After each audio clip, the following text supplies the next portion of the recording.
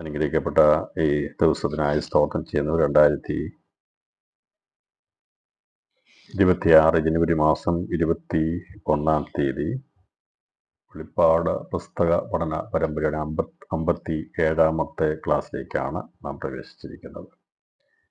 ഇന്ന് രാത്രിയിൽ നാം തുടർമാനമായി ചിന്തിക്കുന്നത് നാലാമത്തെ മുദ്ര പൊട്ടിക്കുന്നതിനുള്ള ബന്ധത്തിൽ നടക്കാൻ പോകുന്ന ഭാവികാല വിഷയങ്ങളെക്കുറിച്ചാണ് ഇന്ന് രാത്രി നാം ചിന്തിക്കുന്നത്. വെളിപ്പാട് പുസ്തകത്തിൻ്റെ 4-ാം അധ്യായം മുതലുള്ള കാര്യങ്ങളെല്ലാം പ്രാവചനികമായിരിക്കുന്ന ഭാവികാല സംഭവങ്ങളാണ്, മേലാൽ സംഭവിക്കാനുള്ളതാണ്.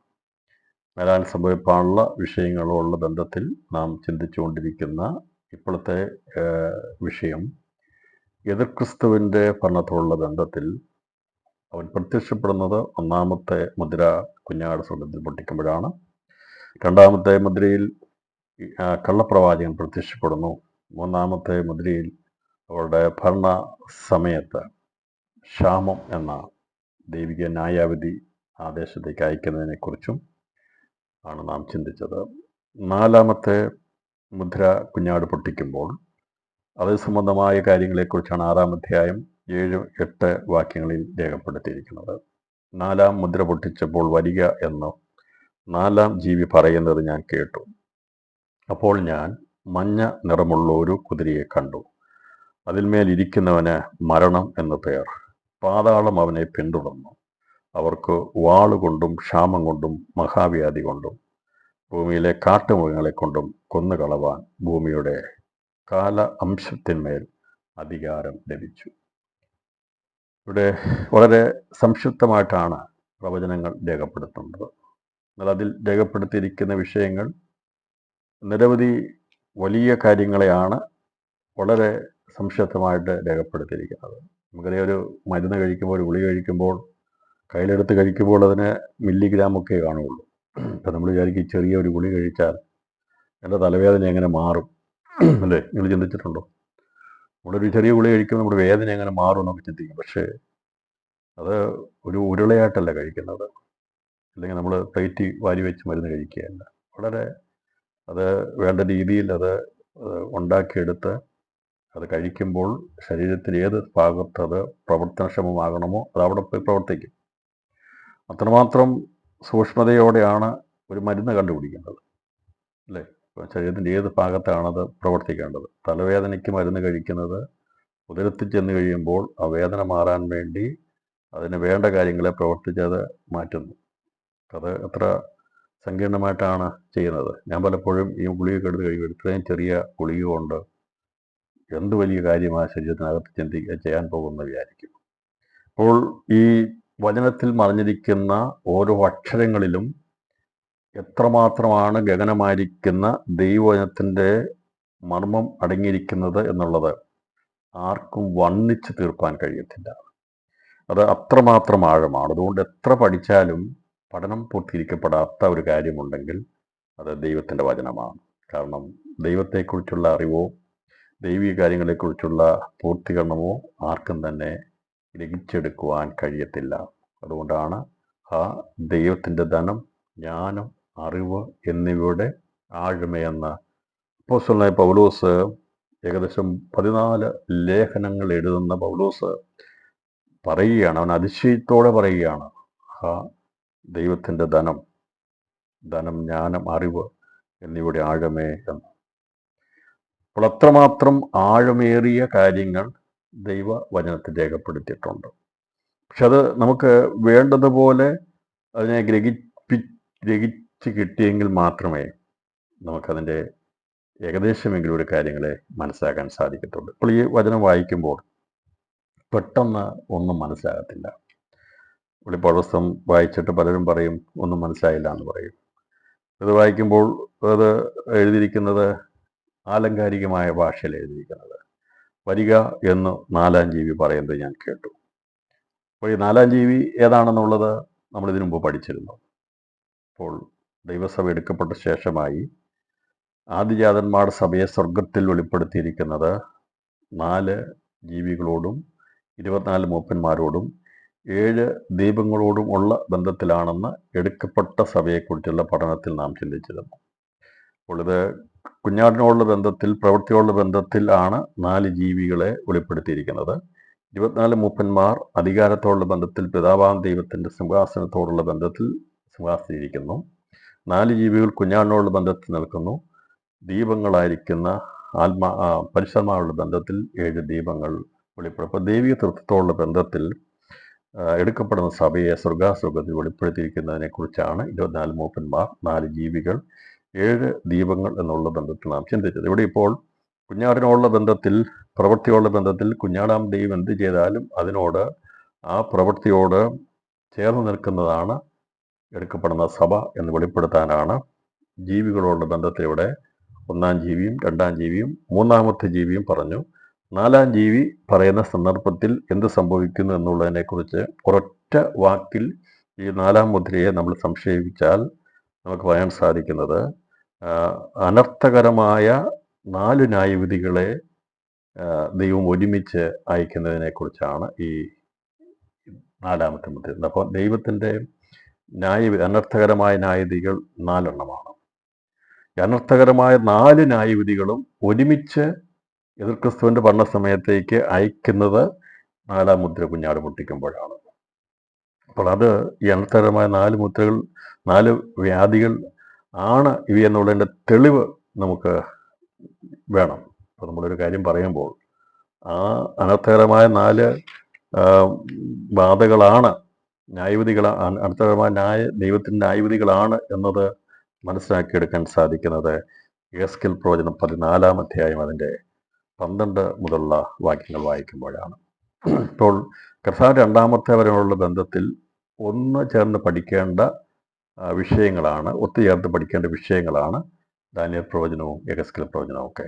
അപ്പോൾ അതുകൊണ്ടാണ് യെഹെസ്കേൽ പ്രവചനത്തെ ചില വാക്യങ്ങൾ ഇതിനുള്ള ബന്ധത്തിലെടുത്ത് നമ്മൾ ചിന്തിക്കുന്നത്. ഇപ്പോൾ യെഹെസ്കേൽ പ്രവചനം ഒരുപക്ഷെ വായിച്ചിട്ട് പെട്ടെന്ന് മനസ്സിലാകത്തില്ലെങ്കിൽ ഈ വിഷയത്തെ യെഹെസ്കേൽ പ്രവചനത്തോടുള്ള ബന്ധത്തിലുള്ള വിഷയങ്ങളെ കർത്താവിൻ്റെ മഹത്വപ്രതിഷ്ഠയുള്ള ബന്ധത്തിൽ ചേർത്ത് പഠിക്കാമെങ്കിൽ അതിലെഴുതിയിരിക്കുന്ന കാര്യങ്ങളെ ഗ്രഹിച്ചെടുക്കാനായിട്ട് സാധിക്കും. ഇപ്പോൾ ഇന്ന് ഞാൻ യെഹെസ്കേൽ പ്രവചനത്തോടുള്ള ബന്ധത്തിലുള്ള ചില കാര്യങ്ങളിൽ നിന്നെടുത്ത് പഠിപ്പിക്കുന്നത് അവിടെ രേഖപ്പെടുത്തിയിരിക്കുന്ന കാര്യങ്ങൾ ആണ് ഇതുമായിട്ട് ബന്ധപ്പെട്ടിരിക്കുന്നത് എന്നുള്ളത് മനസ്സിലാക്കിയെടുക്കാൻ വേണ്ടിയാണ്. 14-ാം അധ്യായം യെഹെസ്കേൽ 14-ാം അധ്യായം 12 വാക്യങ്ങൾ, യഹോവയുടെ അരുളപ്പാട് എനിക്കുണ്ടായെന്നാൽ, മനുഷ്യപുത്ര, ഒരു ദേശം എന്നോട് ദ്രോഹിച്ച് പാപം ചെയ്യുമ്പോൾ ഞാൻ അതിൻ്റെ നേരെ കൈനീട്ടി അപ്പമെന്ന കോലൊടിച്ച് ക്ഷാമം വരുത്തി മനുഷ്യരെയും മൃഗത്തെയും അതിൽ നിന്ന് ഛേദിച്ച് കളയും. നോഹ, ദാനിയേൽ, ഇയ്യോബ് എന്നീ 3 പുരുഷന്മാർ അതിൽ ഉണ്ടായിരുന്നാലും അവർ തങ്ങളുടെ നീതിയാൽ സ്വന്തം ജീവനെ മാത്രമേ രക്ഷിക്കുകയുള്ളൂ. യഹോവയുടെ കർത്താവിൻ്റെ അരുളപ്പാട്, ഞാൻ ദുഷ്ടമൃഗങ്ങളെ ദേശത്ത് വരുത്തുകയും ആ മൃഗങ്ങളെ പേടിച്ച് ആരും വഴിപോകാതെ വണ്ണം അവയെ നിർജ്ജനമാക്കിയിട്ട് അത് ശൂന്യമാകുകയും ചെയ്താൽ ആ 3 പുരുഷന്മാർ അതിലുണ്ടായിരുന്നാലും എന്നാണ് അവർ പുത്രന്മാരെയോ പുത്രിമാരെയോ രക്ഷിക്കാതെ അവർ മാത്രമേ രക്ഷപ്പെടുകയുള്ളൂ. ദേശമോ ശൂന്യമായി പോകുമെന്ന് യഹോവയായ കർത്താവിൻ്റെ അരുളപ്പാട്. അല്ലെങ്കിൽ ഞാൻ ആ ദേശത്തിൽ വാൾ വരുത്തി വാളെ ദേശത്തു കൂടി കടക്കുക എന്ന് കൽപ്പിച്ച് മനുഷ്യരെയും മൃഗങ്ങളെയും അതിൽ നിന്ന് ഛേദിച്ച് കളഞ്ഞാൽ ആ 3 പുരുഷന്മാർ അതിൽ ഉണ്ടായിരുന്നാലും എന്നാണ് അവർ പുത്രന്മാരെയോ പുത്രിമാരെയോ രക്ഷിക്കാതെ അവർ മാത്രമേ രക്ഷപ്പെടുകയുള്ളൂ എന്ന് യഹോവയായ കർത്താവിൻ്റെ അരുളപ്പാട്. അല്ലെങ്കിൽ ഞാൻ ആ ദേശത്ത് മഹാമാരി അയച്ച് അതിൽ നിന്ന് മനുഷ്യരെയും മൃഗങ്ങളെയും ഛേദിച്ച് കളവാൻ തക്കവണ്ണം എൻ്റെ ക്രോധം രക്തരൂപേണ അതിന്മേൽ പകർന്നാൽ നോഹയും ദാനിയേലും ഇയ്യോബും അതിൽ ഉണ്ടായിരുന്നാലും എന്നാണ് അവർ പുത്രനെയോ പുത്രിമാരെയോ രക്ഷിക്കാതെ തങ്ങളുടെ നീതിയാൽ സ്വന്തം ജീവനെ മാത്രമേ രക്ഷിക്കുകയുള്ളൂ എന്ന് യഹോവയായ കർത്താവിൻ്റെ അരുളപ്പാട്. യഹോവയായ കർത്താവ് ഇപ്രകാരം അരുളിച്ചെയ്യുന്നു, ഞാൻ യെരൂശലേമിൽ നിന്ന് മനുഷ്യരെയും മൃഗങ്ങളെയും ഛേദിച്ച് കളയേണ്ടതിന് വാൾ, ക്ഷാമം, ദുഷ്ടമൃഗം, മഹാമാരി എന്നിങ്ങനെ അനർത്ഥകരമായ ന്യായവിധികൾ 4 കൂടി അയച്ചാലോ. എന്നാൽ പുറപ്പെട്ടു പോരുവാനുള്ള പുത്രന്മാരും പുത്രിമാരുമായ ഒരു രക്ഷിതഗണം അതിൽ ശേഷിച്ചിരിക്കും. അവർ പുറപ്പെട്ട് തങ്ങളുടെ അടുക്കൽ വരും. നിങ്ങൾ അവിടെ നടപ്പും പ്രവൃത്തിയും കണ്ട് ഞാൻ യെരൂശലേമിന് വരുത്തിയ അനർത്ഥവും അതിന് വരുത്തിയ സകലവും ചൊല്ലി ആശ്വാസം പ്രാപിക്കും. നിങ്ങൾ അവരുടെ നടപ്പും പ്രവൃത്തികളും കാണുമ്പോൾ നിങ്ങൾക്ക് ആശ്വാസകരമായിരിക്കും. ഞാൻ അതിൽ ചെയ്തിരിക്കുന്നതൊക്കെയും വെറുതെയല്ല ചെയ്തതെന്ന് നിങ്ങൾ അറിയുമെന്ന് യഹോവയായ കർത്താവിൻ്റെ അരുളപ്പാട്. ഇത് വായിക്കുമ്പോൾ വളരെ വ്യക്തമാണ് ഇതെന്ന് സംഭവിക്കുന്നു എന്നുള്ളത്. യഹെസ്കേൽ പ്രവചനത്തിൽ പറഞ്ഞിരിക്കുന്ന 14-ാം അധ്യായത്തിൽ പറഞ്ഞിരിക്കുന്ന പ്രവചനം നിവർത്തിയിരിക്കപ്പെടുന്നത് വെളിപ്പാട് പുസ്തകത്തിൽ കുഞ്ഞാടാം ദൈവം 4-ാമത്തെ മുദ്ര പൊട്ടിക്കുന്നതിനുള്ള ബന്ധത്തിലാണ് രേഖപ്പെടുത്തിയിരിക്കുന്നത്. ഇവിടെ സ്വന്തം പ്രാണനെ സഹിഷ്ണുതയാൽ നേടും. ഇവിടെ മറ്റാർക്കും ആ കാലഘട്ടങ്ങളിൽ ആരെയും രക്ഷിക്കാൻ കഴിയത്തില്ല. എന്നാൽ നോഹയുടെയും യോബിൻ്റെയും അതുപോലെ തന്നെ ദാനിയേൽ അവർ 3 പേരെ 3 കാലങ്ങളോടുള്ള ബന്ധത്തിൽ അവരെ എടുത്ത് ദൈവം ഉദാഹരണമായിട്ട് പറയുകയാണ്. നോഹയുടെ കാലത്ത് അവൻ നീതിമാനായപ്പോൾ അവൻ്റെ കുടുംബം രക്ഷപ്പെട്ടു. യോബിൻ്റെ കാലത്ത് യോബ് നീതിമാനായിരുന്നത് കൊണ്ട് അവൻ്റെ മക്കൾ മരിച്ചുപോയെങ്കിലും അവന് വീണ്ടും തലമുറകളെ കൊടുത്തു, ദൈവരെ ആദരിച്ചു. ദാനിയേലിൻ്റെ സമയത്തും ദാനിയേൽ ഇടിവിൽ നിന്നതുകൊണ്ട് വലിയ അനർത്ഥകരമായിരിക്കുന്ന വിഷയങ്ങളിൽ നിന്ന്, പ്രവാസത്തിൽ നിന്നൊക്കെ അനേകം രക്ഷപ്പെടാൻ കഴിയാത്തതും. അപ്പോൾ ഇവരൊക്കെ ഇടിവിൽ നിന്ന് നീതിമാന്മാരായപ്പോൾ അത് മുഖാന്തരമായി നന്മകൾ പലരും അനുഭവിച്ചിട്ടുണ്ട്. എന്നാൽ ഇവിടെ കർത്താവ് പറയുകയാണ്, ആ കാലഘട്ടം വരുമ്പോൾ ലോകാവസാനത്തിൻ്റെ അന്ത്യസമയത്തിലേക്കുള്ള എതിർക്രിസ്തുവിൻ്റെ ഭരണത്തോടുള്ള ബന്ധത്തിൽ സ്വന്തം ജീവനെ നേടാൻ മാത്രമേ ഓരോരുത്തരും കഴിയത്തുള്ളൂ. മകനെയോ മകളെയോ മറ്റാരെയും രക്ഷിക്കാൻ കഴിയത്തില്ല. എന്നിട്ട് പറയുകയാണ്, ഈ 4 അനർത്ഥകരമായ 4 ന്യായവിധികളും ദേശത്തയക്കും. യെരൂശലേമിലുള്ള ബന്ധത്തിലാണ് പറയുന്നത്. പക്ഷെ അത് യെരൂശലേമിൽ മാത്രമല്ല, ലോകത്തിൽ ആകമാനമായി അയക്കുന്നതിനെ കുറിച്ചാണ് വെളിപ്പാട് പുസ്തകം പറയുന്നത്. യെഹെസ്കേൽ അത് ഇസ്രായേലിനുള്ള ബന്ധത്തിൽ പ്രവചിച്ചിരിക്കുന്നു. എന്നാൽ ദൈവസഭയാകുന്ന നമുക്ക് യെഹെസ്കേൽ പ്രവചനത്തെക്കാൾ കൂടുതലായിട്ടുള്ള വിശാലമായിരിക്കുന്ന കാഴ്ചപ്പാട് ലഭിക്കുന്നത് വെളിപ്പാട് പുസ്തകത്തിൽ നിന്നാണ്. അപ്പോൾ യോഹന്നാൻ അപ്പോസ്തലൻ പ്രവചിച്ചപ്പോൾ അത് യെരൂശലേമിനോട് മാത്രമുള്ള ഒരു പ്രവചനമല്ല. അപ്പോൾ യെരൂശലേമിലുള്ള ബന്ധത്തിലാണ് പ്രവചിച്ചിരിക്കുന്നത് ദാനിയേൽ, യെരൂശലേമിലുള്ള ബന്ധത്തിലാണ് പ്രവചിച്ചിരിക്കുന്നത് യെഹെസ്കേൽ. അപ്പോൾ ഇവരുടെയൊക്കെ പ്രവചനങ്ങൾ ലോകാവസാനത്തോടുള്ള ബന്ധത്തിലുള്ള പ്രവചനങ്ങളാണെങ്കിലും അതിന് പ്രാധാന്യത കൊടുത്തിരിക്കുന്നത് സ്വന്തം ജനമായിരിക്കുന്ന ഇസ്രായേലുള്ള ബന്ധത്തിലാണ്. അതിനുള്ള ബന്ധത്തിൽ ലോകത്തിൻ്റെ സംഭവങ്ങളെക്കുറിച്ചും രേഖപ്പെടുത്തിയിട്ടുണ്ട്. എന്നാൽ വെളിപ്പാട് പുസ്തകത്തിൽ നാം ചിന്തിക്കുമ്പോൾ ഇവ 4 ബാധകളും അയക്കുമ്പോൾ അത് ഭൂമിയിലുള്ള ബന്ധത്തിലാണ് എന്നുള്ളത് ഇവിടെ വളരെ വ്യക്തമാണ്.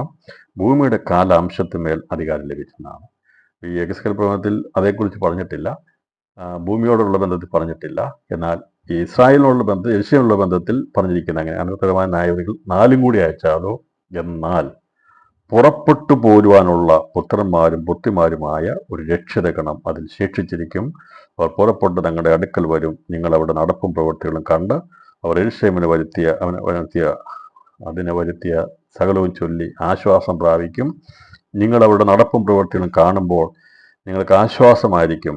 ഞാൻ അതിൽ ചെയ്തിരിക്കുന്നതൊക്കെ വെറുതെയല്ല ചെയ്തതെന്ന് നിങ്ങൾ അറിയുമെന്നൊക്കെ ഉൾപ്പെടുമ്പോൾ 4 കൂടെ വരുമ്പോൾ അതിൽ നിന്ന് രക്ഷപ്പെട്ടു പോരുന്ന രക്ഷിതഗണം എപ്പോഴും ഉണ്ടായിരിക്കും എന്നുള്ളതാണ് ഇവിടെ രേഖപ്പെടുത്തിയിരിക്കുന്നത്. അപ്പോൾ അനന്തരമായിരിക്കും 4 ന്യായവിധികൾ ഏതൊക്കെയെന്ന് ഉള്ളതിനെ ഇവിടെ വളരെ വ്യക്തമായി 21-ാമത്തെ വാക്യത്തിലാണ് പറഞ്ഞിരിക്കുന്നത്. വാൾ, ക്ഷാമം, ദുഷ്ടമൃഗം, മഹാമാരി എന്നിങ്ങനെ അനർത്ഥകരമായ ന്യായവിധികൾ 4. അപ്പോൾ ഈ വെളിപ്പാട് പുസ്തകത്തിൻ്റെ 4-ാമത്തെ മുദ്ര പൊട്ടിക്കുന്ന ഭാഗത്ത് രേഖപ്പെടുത്തിയിരിക്കുമ്പോൾ അനർത്ഥകരമായിരിക്കുന്ന 4 ന്യായവിധികളെ ലോകത്തിൽ, സർവ്വലോകത്തിലേക്ക്, ഭൂമിയിലേക്ക് അയക്കുന്നതിനെക്കുറിച്ചുള്ള സംക്ഷിപ്തമായിട്ടുള്ള ഒരു ഭാഗമാണ് ഇവിടെ രേഖപ്പെടുത്തിയിരിക്കുന്നത്. ഇപ്പം 4-ാം മുദ്ര പൊട്ടിച്ചപ്പോൾ വരിക എന്ന പറക്കുന്ന കഴുകിന് സമാനമായിരിക്കുന്ന 4-ാം ജീവി പറയുന്നത് ഞാൻ കേട്ടു. ഇപ്പം നമുക്കറിയാം, സിംഹം, കാള, മനുഷ്യമുഖം, പറക്കുന്ന കഴുകിന് സമാനമായിരിക്കുന്ന 4 ജീവികളാണ് അവിടെ പ്രത്യക്ഷപ്പെടുന്നത്. 4-ാമത്തെ ജീവിയാണ് പറയുന്നത്. അപ്പോൾ ഞാൻ മഞ്ഞ നിറമുള്ള ഒരു കുതിരയെ കണ്ടു, അതുമേലിരിക്കുന്നതിന് മരണം എന്ന പേർ. ഈ ഓരോ കുതിരകളെ കാണുന്നതിനെ കുറിച്ചാണ് ഈ 4 മുദ്രകൾ പൊട്ടിക്കുന്നതിനുള്ള ബന്ധത്തിൽ നമ്മൾ കഴിഞ്ഞ ദിവസം നമ്മൾ കണ്ടത്. ഇവിടെ 4-ാമത്തെ മുദ്ര പൊട്ടിക്കുമ്പോൾ 4-ാമത്തെ കുതിര, 4-ാമത്തെ ശക്തി വെളിപ്പെടുകയാണ്. 4-ാമത്തെ ശക്തി എന്താണ്? മരണത്തിൻ്റെ ശക്തിയാണ്. അപ്പോൾ ഇവിടെ നാലാമത്തെ മരണത്തിൻ്റെ ശക്തിയായി മഞ്ഞ നിറത്തെ ഇവിടെ വെളിപ്പെടുത്തിയിരിക്കുന്നത്. ഇതിനുള്ള ബന്ധത്തിൽ മഞ്ഞ നിറത്തോടുള്ള ബന്ധത്തിൽ വെളിപ്പെടുത്തിയ മരണത്തെയാണ് കാണിക്കുന്നത്. അതുകൊണ്ട് മഞ്ഞ നിറം കണ്ടു കഴിഞ്ഞാൽ മരണമാണെന്നൊന്നും അല്ല. അതൊരു സിംബോളിക്കലായിട്ടുള്ള ആലങ്കാരിക ഭാഷയിൽ പറഞ്ഞിരിക്കുന്നതാണ്. അപ്പോൾ നാളെ മഞ്ഞ നിറം എടുക്കരുതെന്നോ ഉപയോഗിക്കുന്നത്. ചുവപ്പ് എന്ന് പറഞ്ഞാൽ പാവമാണ്, ചുവപ്പ് ഉപയോഗിക്കത്തില്ല, വെള്ളം മാത്രമേ ഉള്ളൂ. അപ്പോൾ അങ്ങനെ വെള്ള കുതിരപ്പുറത്താക്കല്ല എതിർക്രിസ്തു വരുന്നത്. അങ്ങനെ അങ്ങനെ പ്രത്യേകിച്ച് നമുക്ക് നിറങ്ങളൊന്നുമില്ല. എന്നാൽ ഇതിനെ മനസ്സിലാക്കാൻ വേണ്ടി ഓരോ കളറുകൾ പറഞ്ഞിരിക്കുന്നതാണ്. അപ്പോൾ വെള്ള കുതിരപ്പുറത്ത് വരുന്നു. അതുപോലെ തന്നെ ഓരോ മുദ്രകൾ പൊട്ടിക്കുന്ന സമയത്ത് വെള്ള കുതിരപ്പുറത്ത്, കറുത്ത കുതിരയുടെ പുറത്ത്, അതുപോലെ തന്നെ മഞ്ഞ നിറമുള്ള കുതിരയുടെ പുറത്ത് വരുന്നതിനെക്കുറിച്ചൊക്കെ പറഞ്ഞിരിക്കുമ്പോൾ അങ്ങനെ അതിൻ്റെ ഒരു കളറായിട്ട് മാത്രം നമ്മൾ ധരിച്ച് അത് അതിനുള്ള ബന്ധത്തിൽ ഒരിക്കലും ചിന്തിക്കരുതെന്നാണ് ഇവിടെ ഞാൻ പ്രത്യേകിച്ച്. അത് കളറൊക്കെ, അത് വസ്ത്രത്തിൻ്റെ കളറൊക്കെ നമുക്ക് ഇഷ്ടമുള്ളത് ധരിക്കുക. അതൊന്നും പാവത്തെയോ മരണത്തെയോ ഒന്നല്ല. ഇപ്പോൾ ഒരാൾ മഞ്ഞ ഡ്രസ് ഇട്ട് അത് മരണത്തെയാണ് കാണിക്കുന്നത് ചിന്തിക്കരുത്.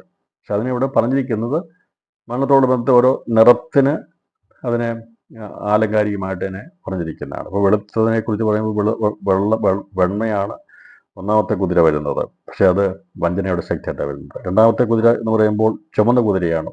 ഒരുത്തൻ ചുവന്ന കുതിരപ്പുറത്ത് വരുന്നതായിട്ടാണ് പറയുന്നത്. മൂന്നാമത്തെ കുതിര കറുത്ത കുതിരയാണ്. നാലാമത്തെ കുതിര മഞ്ഞ കുതിരയാണ്. അപ്പോൾ ഇങ്ങനെ 4 ശക്തികളുള്ള ബന്ധത്തിൽ രേഖപ്പെടുന്ന എതിർക്രിസ്തുവാകുന്ന അന്ധകാരത്തിൻ്റെ ശക്തി, കള്ളക്രിസ്തുവാകുന്ന ബോഷ്കിൻ്റെ ശക്തി, അത് മുഖാന്തരമായി വരുന്ന ക്ഷാമത്തിൻ്റെ മഹാശക്തി, ശക്തി വെളിപ്പെടുന്നു.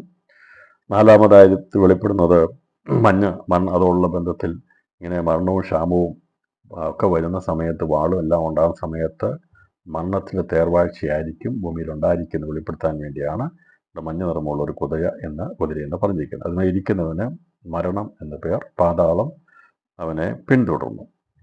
ഇവിടെ മരണമെന്ന് പറഞ്ഞിരിക്കുന്നത് അവസ്ഥയെക്കുറിച്ചല്ല പറഞ്ഞിരിക്കുന്നത്, അതൊരു സ്ഥലത്തെക്കുറിച്ചാണ് പറഞ്ഞിരിക്കുന്നത്. അപ്പോൾ നരകമാണ് അതിൻ്റെ ശക്തിയോടുകൂടി വെളിപ്പെടുന്നത്. നാലാമത്തെ കുതിര എന്ന് പറയുമ്പോൾ നരകത്തിൻ്റെ ശക്തിയാണ് വെളിപ്പെടുത്തുന്നത്. അതിനെ പിന്തുടരുന്നത് പാതാളമാണ്.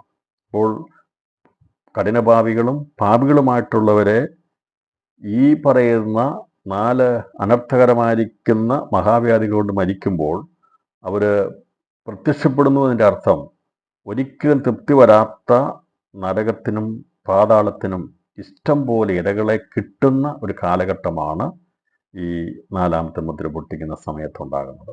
അതുകൊണ്ടാണ് ഇതിൻ്റെ ശക്തി വെളിപ്പെടുത്തുന്നത്. നരകത്തിൻ്റെയും പാതാളത്തിൻ്റെയും അവരുടെ ആ ശക്തിയെ വെളിപ്പെടുത്തിയിരിക്കുന്നത് ആ സമയത്ത് അവിടേക്ക് പോകുന്നവരുടെ എണ്ണം അധികമാണ്. കാരണം ഇങ്ങനെ കൊല്ലപ്പെടുന്നവരുടെ ആത്മാക്കളെല്ലാം പോകുന്നത് എവിടേക്കാണ് പോകുന്നത്?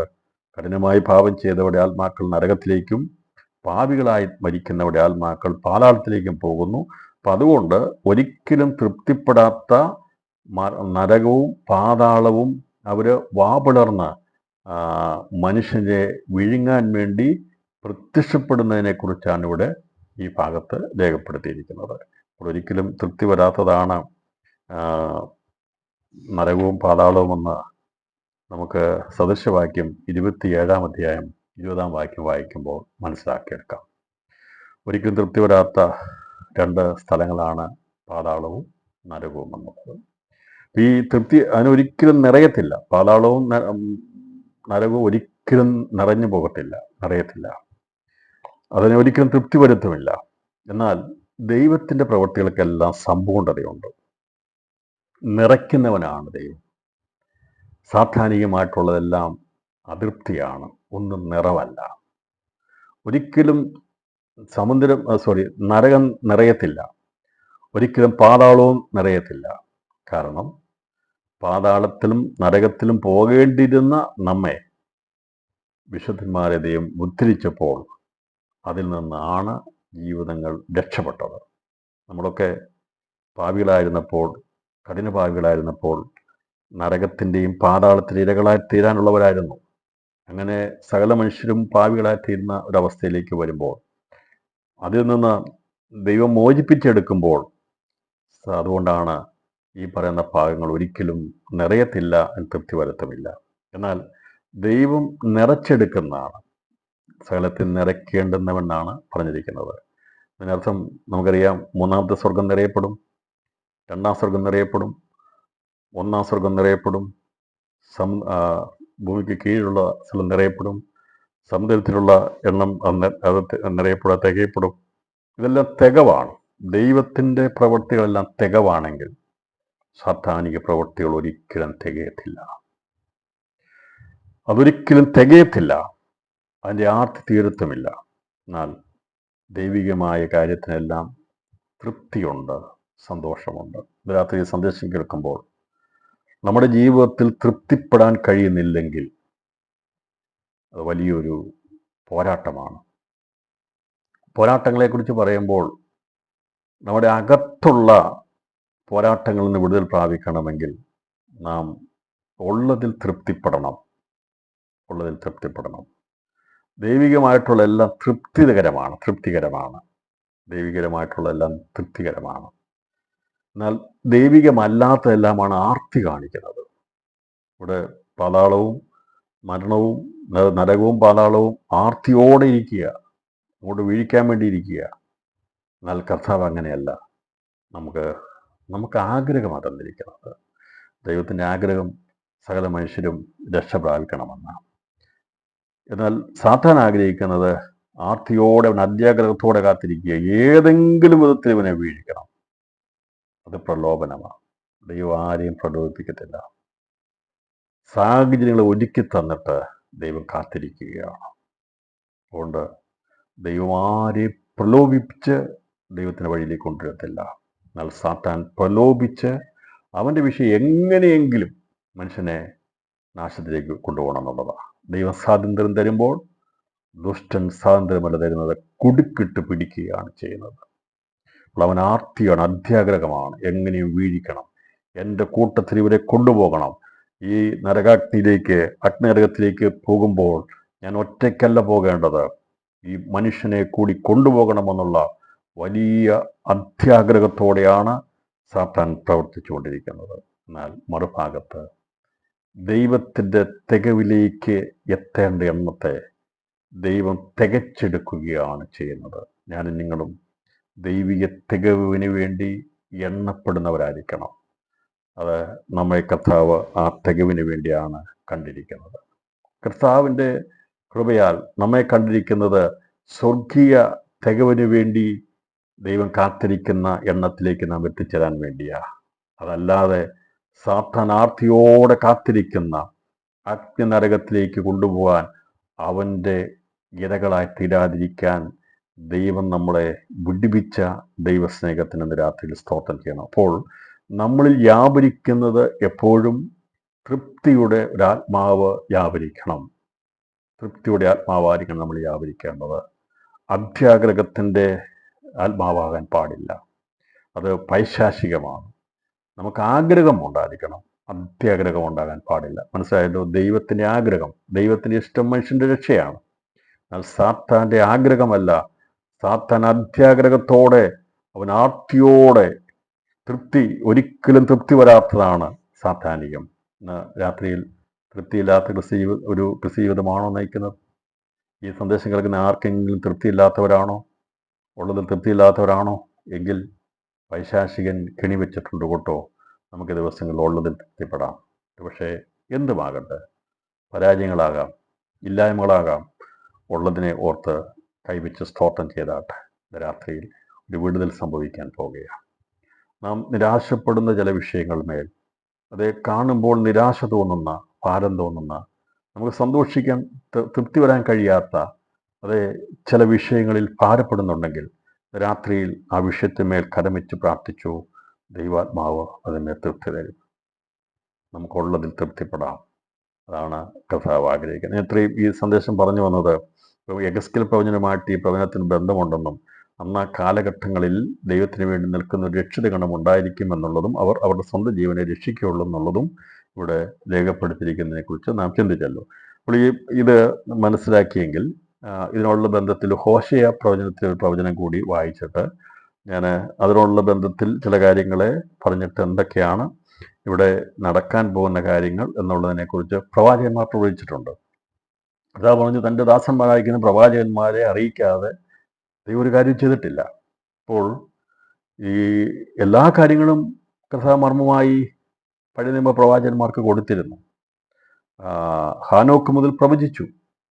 കർത്താവ് 1000 വിശുദ്ധന്മാരുമായിട്ട് വരുമെന്ന് ഹാനോക്ക് പ്രവചിച്ചു. അപ്പോൾ അവരോടൊക്കെ അന്ന് ദൈവം സംസാരിച്ചിരുന്നു. എന്നും ഏത് കാലഘട്ടത്തിലും ദൈവം സംസാരിക്കും. ഇന്ന് നമ്മളോട് അങ്ങനെ അവരോട് സംസാരിച്ചത് ഒറ്റയ്ക്കല്ല സംസാരിക്കുന്നത്, ഇന്ന് കർത്താവ് സംസാരിക്കുന്ന അവൻ്റെ വചനത്തിലൂടെയാണ്. അതുകൊണ്ടാണ് അവർക്ക് ദർശനങ്ങളോ വെളിപ്പാടുകളോ പ്രത്യേകമായിട്ടുള്ള ഇടമില്ല. പിന്നെ അങ്ങനെ കൊടുക്കേണ്ടവർക്ക് ദൈവം കൊടുക്കും. അതല്ലെങ്കിൽ പൊതുവായിട്ടുള്ള പരിശുദ്ധാത്മാവിൻ്റെ ഉപദേശങ്ങളാണ് നമുക്ക് ലഭിച്ചുകൊണ്ടിരിക്കുന്നത്. പണ്ടോ ലഭിച്ചതുപോലെ എന്തുകൊണ്ടാണ് എനിക്ക് ഗബ്രിയേൽ വരാത്തത്, എന്നോട് സംസാരിക്കാത്തത്, എന്തുകൊണ്ട് മീഖായേൽ വരുന്നില്ല, എന്തുകൊണ്ട് ദൂതന്മാർ വരുന്നില്ല എന്നൊക്കെയുള്ള ചോദ്യങ്ങൾ ചിലപ്പോൾ ചോദിക്കാം. അന്ന് വന്നെങ്കിൽ ഇന്ന് വരത്തില്ല ചോദിക്കാം. പക്ഷെ ഇന്ന് അതിൻ്റെ ആവശ്യകതയില്ല. ഉണ്ടെങ്കിൽ ദൈവം അയക്കുന്നുണ്ട്, നിശ്ചയമായിട്ട് വായിക്കും. കാരണം ഇന്ന് ഗബ്രിയേൽ എന്ന് പറയുന്നതിനേക്കാൾ, മീഖായേൽ ഇറങ്ങി യുദ്ധം ചെയ്തതിനേക്കാൾ യേശു കർത്താവ് നമുക്ക് വേണ്ടി യുദ്ധം ചെയ്തു. അതിനേക്കാൾ അപ്പുറമായ ഒരു യുദ്ധമില്ല. കാൽവരി നമുക്ക് ജയം തന്നു. കാര്യം മനസ്സിലായല്ലോ. മീഖായേൽ ഇറങ്ങി യുദ്ധം ചെയ്തതിനേക്കാൾ നമുക്ക് കുഞ്ഞാടാം ദൈവം കാൽ വീഴ് നമുക്ക് യുദ്ധം ചെയ്ത് നമുക്ക് വേണ്ടി ജീവൻ തന്ന് നമ്മെ വിടുവിച്ച, യുദ്ധത്തിൽ ജയാളിയായി തീർന്ന് നമ്മെ രക്ഷിച്ചതിനേക്കാൾ അപ്പുറമായിട്ട് മീഖായേലിനത് ചെയ്യാൻ പറ്റത്തില്ല.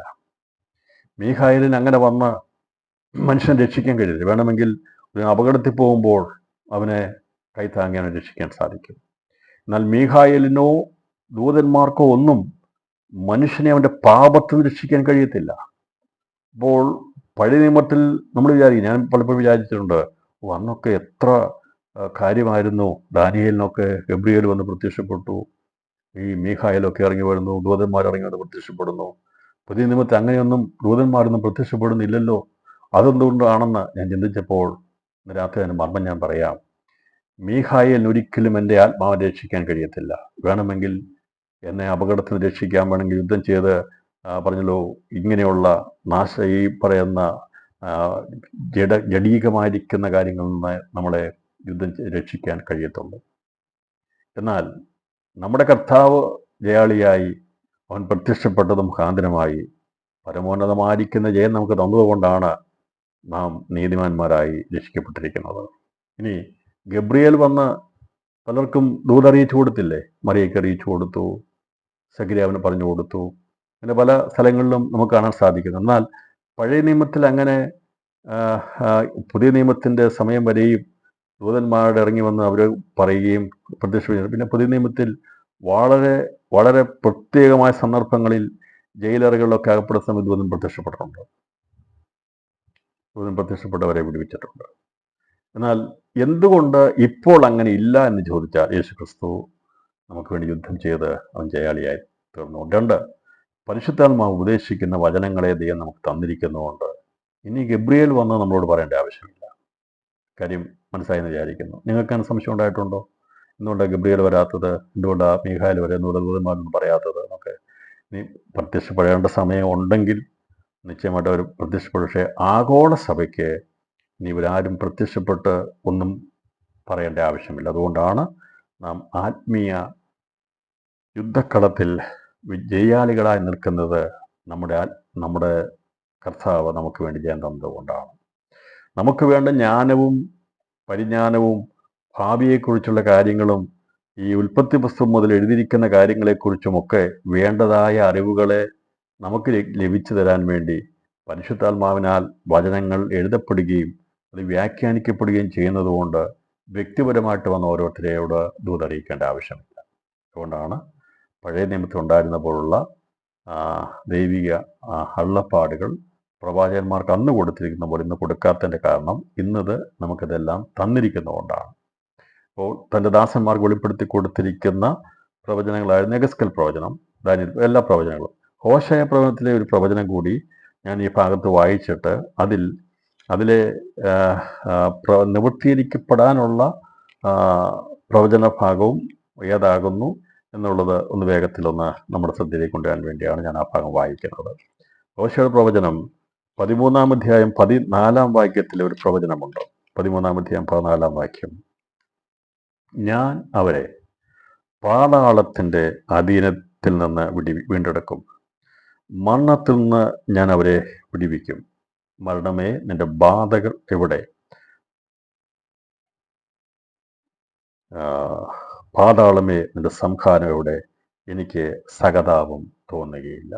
ഇത് വായിക്കുമ്പോൾ പെട്ടെന്ന് മനസ്സിലാകത്തില്ല. പക്ഷെ എന്നാൽ ഈ രേഖപ്പെടുത്തിയിരിക്കുന്ന പ്രവചനം 3 സന്ദർഭങ്ങളിലായി നിറവേറപ്പെടേണ്ട പ്രവചനമാണ്. ദൈവിക പ്രവചനങ്ങളെ വായിക്കുകയും പഠിക്കുകയും ചെയ്യുമ്പോൾ അതിൽ സംഭവിക്കാനുള്ളതാണല്ലോ പ്രവചനം.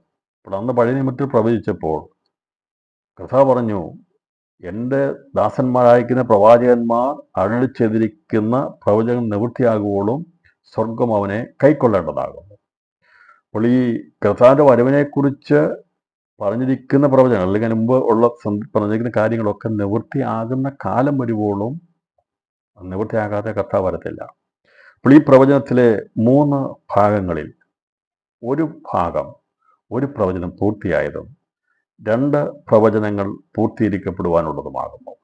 അപ്പോൾ ഏതാണ് പൂർത്തീകരിക്കപ്പെട്ട പ്രവചനം, ഏതാണ് ഇനി പൂർത്തീകരിക്കപ്പെടേണ്ടതായിട്ടുള്ള 2 പ്രവചനങ്ങൾ എന്നുള്ളതിനെ നാം അതിനെ 3ആയിട്ട് വിഭജിച്ചിട്ട് പൂർത്തീകരിക്കപ്പെട്ട പ്രവചനം ഏതാണ്, പൂർത്തീകരിക്കപ്പെടുവാനുള്ള പ്രവചനം ഏതാണ്, ഈ ഹോശയ പ്രവചനത്തിൽ 4ാമത്തെ മുദ്രയുള്ള വൃന്ദത്തിൽ പറഞ്ഞിരിക്കുന്ന ഭാഗം ഏതാണ് എന്നുള്ളത് നമ്മൾ ചിന്തിക്കാൻ പോവുകയാണ്.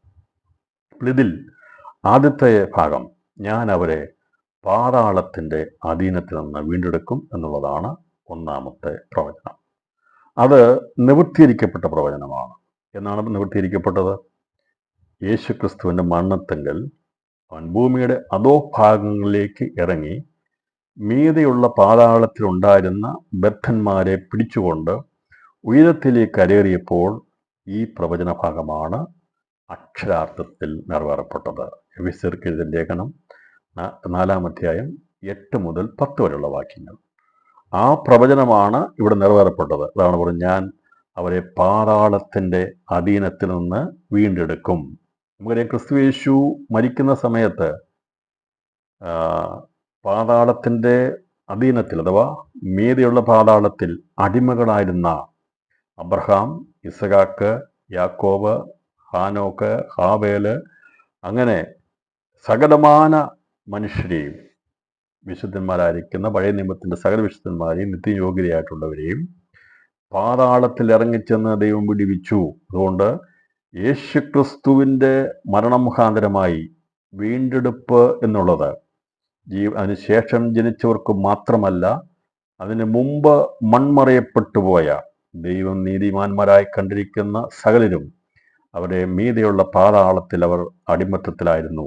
അവരെ കർത്താവ് വീണ്ടെടുക്കും എന്നാണ് അവിടെ പറഞ്ഞിരിക്കുന്നെങ്കിൽ അത് സംഭവിച്ചത് യേശുക്രിസ്തുവിൻ്റെ 1ാമത്തെ വരവെങ്കിൽ അവൻ ബദ്ധന്മാരെ വിടുവിച്ചുകൊണ്ട് ഉയരത്തിലേക്ക് കയറിയ സമയത്താണ് ഹോശയ പ്രവചനത്തിൻ്റെ ഈ 13-ാം അധ്യായത്തിൻ്റെ 1ാമത്തെ പ്രവചനം പൂർത്തീകരിക്കപ്പെട്ടത്. ഞാൻ അവരെ പാതാളത്തിൻ്റെ അധീനത്തിൽ നിന്ന് വിടിവിക്കും എന്നുള്ള ആ വചനമാണ് നിവൃത്തീകരിക്കപ്പെട്ടത്. അത് ഞാനൊന്ന് വായിക്കാം. കാരണം ആ പ്രവചനം വായിച്ച് ഗ്രഹിച്ചെടുക്കുന്നത് നല്ലതായിരിക്കും. ഇവിടെ ഹോശയ പ്രവചനം 13-ാം അധ്യായത്തിലെ 14-ാം വാക്യം വായിച്ച് ഓടിപ്പോകാതെ ആ പ്രവചനത്തിൻ്റെ ഓരോ ഭാഗങ്ങളും എപ്പോഴാണ് നിറവേറപ്പെടുന്നത് എന്നുകൂടി നമ്മൾ ഗ്രഹിച്ചു വെക്കുമ്പോൾ നമുക്ക് ഈ പഠനത്തോടുള്ള ആധികാരികതയും സത്യസന്ധതയും മനസ്സിലാക്കിയെടുക്കാൻ സാധിക്കും. 4-ാം അധ്യായം അതിൻ്റെ 7-8 വാക്യങ്ങൾ. എന്നാൽ നമ്മിൽ ഓരോരുത്തരും ക്രിസ്തുവിൻ്റെ ദാനത്തിൻ്റെ അളവിൻ്റെ ഒത്തവണ്ണ കൃപ ലഭിച്ചിരിക്കുന്നു. അതുകൊണ്ട് അവൻ ബദ്ധന്മാരെ പിടിച്ചുകൊണ്ട് ഉയരത്തിൽ കയറി മനുഷ്യർക്ക് ദാനങ്ങളെ കൊടുത്തു എന്ന് പറയുന്നത് കയറി എന്നതിനാൽ അവൻ ഭൂമിയുടെ അധോഭാഗങ്ങളിലേക്ക് ഇറങ്ങി എന്ന് വരുന്നില്ലയോ? ഇറങ്ങിയവൻ സകലത്തെയും നിറയ്ക്കേണ്ടതിന് സ്വർഗത്തിന് മീതെ കയറിയവനുമാകുന്നു. അപ്പോൾ ഇറങ്ങിയവൻ എവിടേക്ക് ഇറങ്ങി? പാതാളത്തിൽ ഉണ്ടായിരുന്ന മീതെയുള്ള പാതാളത്തിൽ ഉണ്ടായിരുന്ന വിശുദ്ധന്മാരും അതുപോലെ നീതിയിരിക്കപ്പെട്ടവരുമായിരിക്കുന്ന നിത്യജീവന യോഗ്യതയുള്ളവരെയും പഴയ നിയമത്തിലെ ശ്രേഷ്ഠന്മാരെയും യേശുക്രിസ്തുവിൻ്റെ മരണത്താലാണ് പാതാളത്തിൽ നിന്ന് അവർക്ക് വീണ്ടെടുപ്പുണ്ടായത്. അതിനെ കണ്ടുകൊണ്ടാണ് ഹോശേയ പ്രവചിച്ചത്, ഞാൻ അവരെ പാതാളത്തിൻ്റെ അധീനത്തിൽ നിന്ന് വീണ്ടെടുക്കും. രണ്ടാമത് അറിയിക്കുന്നത്, മരണത്തിൽ നിന്ന് ഞാൻ അവരെ വിടുവിക്കും, മരണത്തിൽ നിന്ന് ഞാൻ അവരെ വിടുവിക്കും. അപ്പോൾ ഈ ഭാഗം, ഒന്നാമത്തെ ഭാഗം പാതാളത്തിൻ്റെ അധീനത്തിൽ നിന്ന്. ഇവിടെ പാതാളത്തിൻ്റെ മരണത്തെക്കുറിച്ച് പറഞ്ഞില്ല. കാരണം വിശുദ്ധന്മാരുടെ ആത്മാക്കൾ മീതെയുള്ള പാതാളത്തിലായിരുന്നു. അവരെ ഉദ്ധരിച്ചുകൊണ്ട് കർത്താവ് ഉയരത്തിലേക്ക് കയറി എന്ന് പറയുമ്പോൾ, കഴിഞ്ഞ ദിവസം നമ്മളതേക്കുറിച്ച് ചിന്തിച്ചിരുന്നു.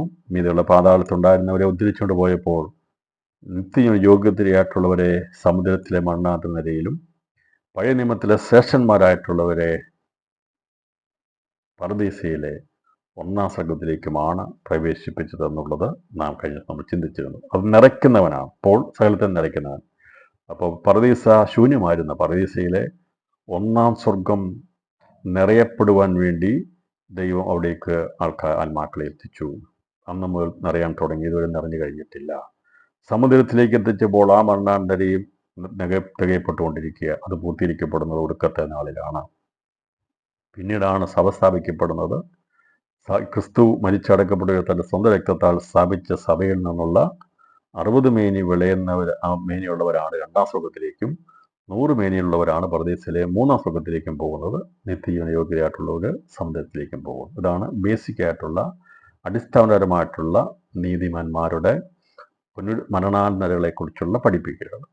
ഇത് ആവർത്തിച്ച് പറയുന്നത് എനിക്കറിയാം, ഞാൻ ചോദിച്ചാൽ പെട്ടെന്ന് നിങ്ങൾ അതിന് ഉത്തരം പറയത്തില്ല, പക്ഷെ പറയുമായിരിക്കും.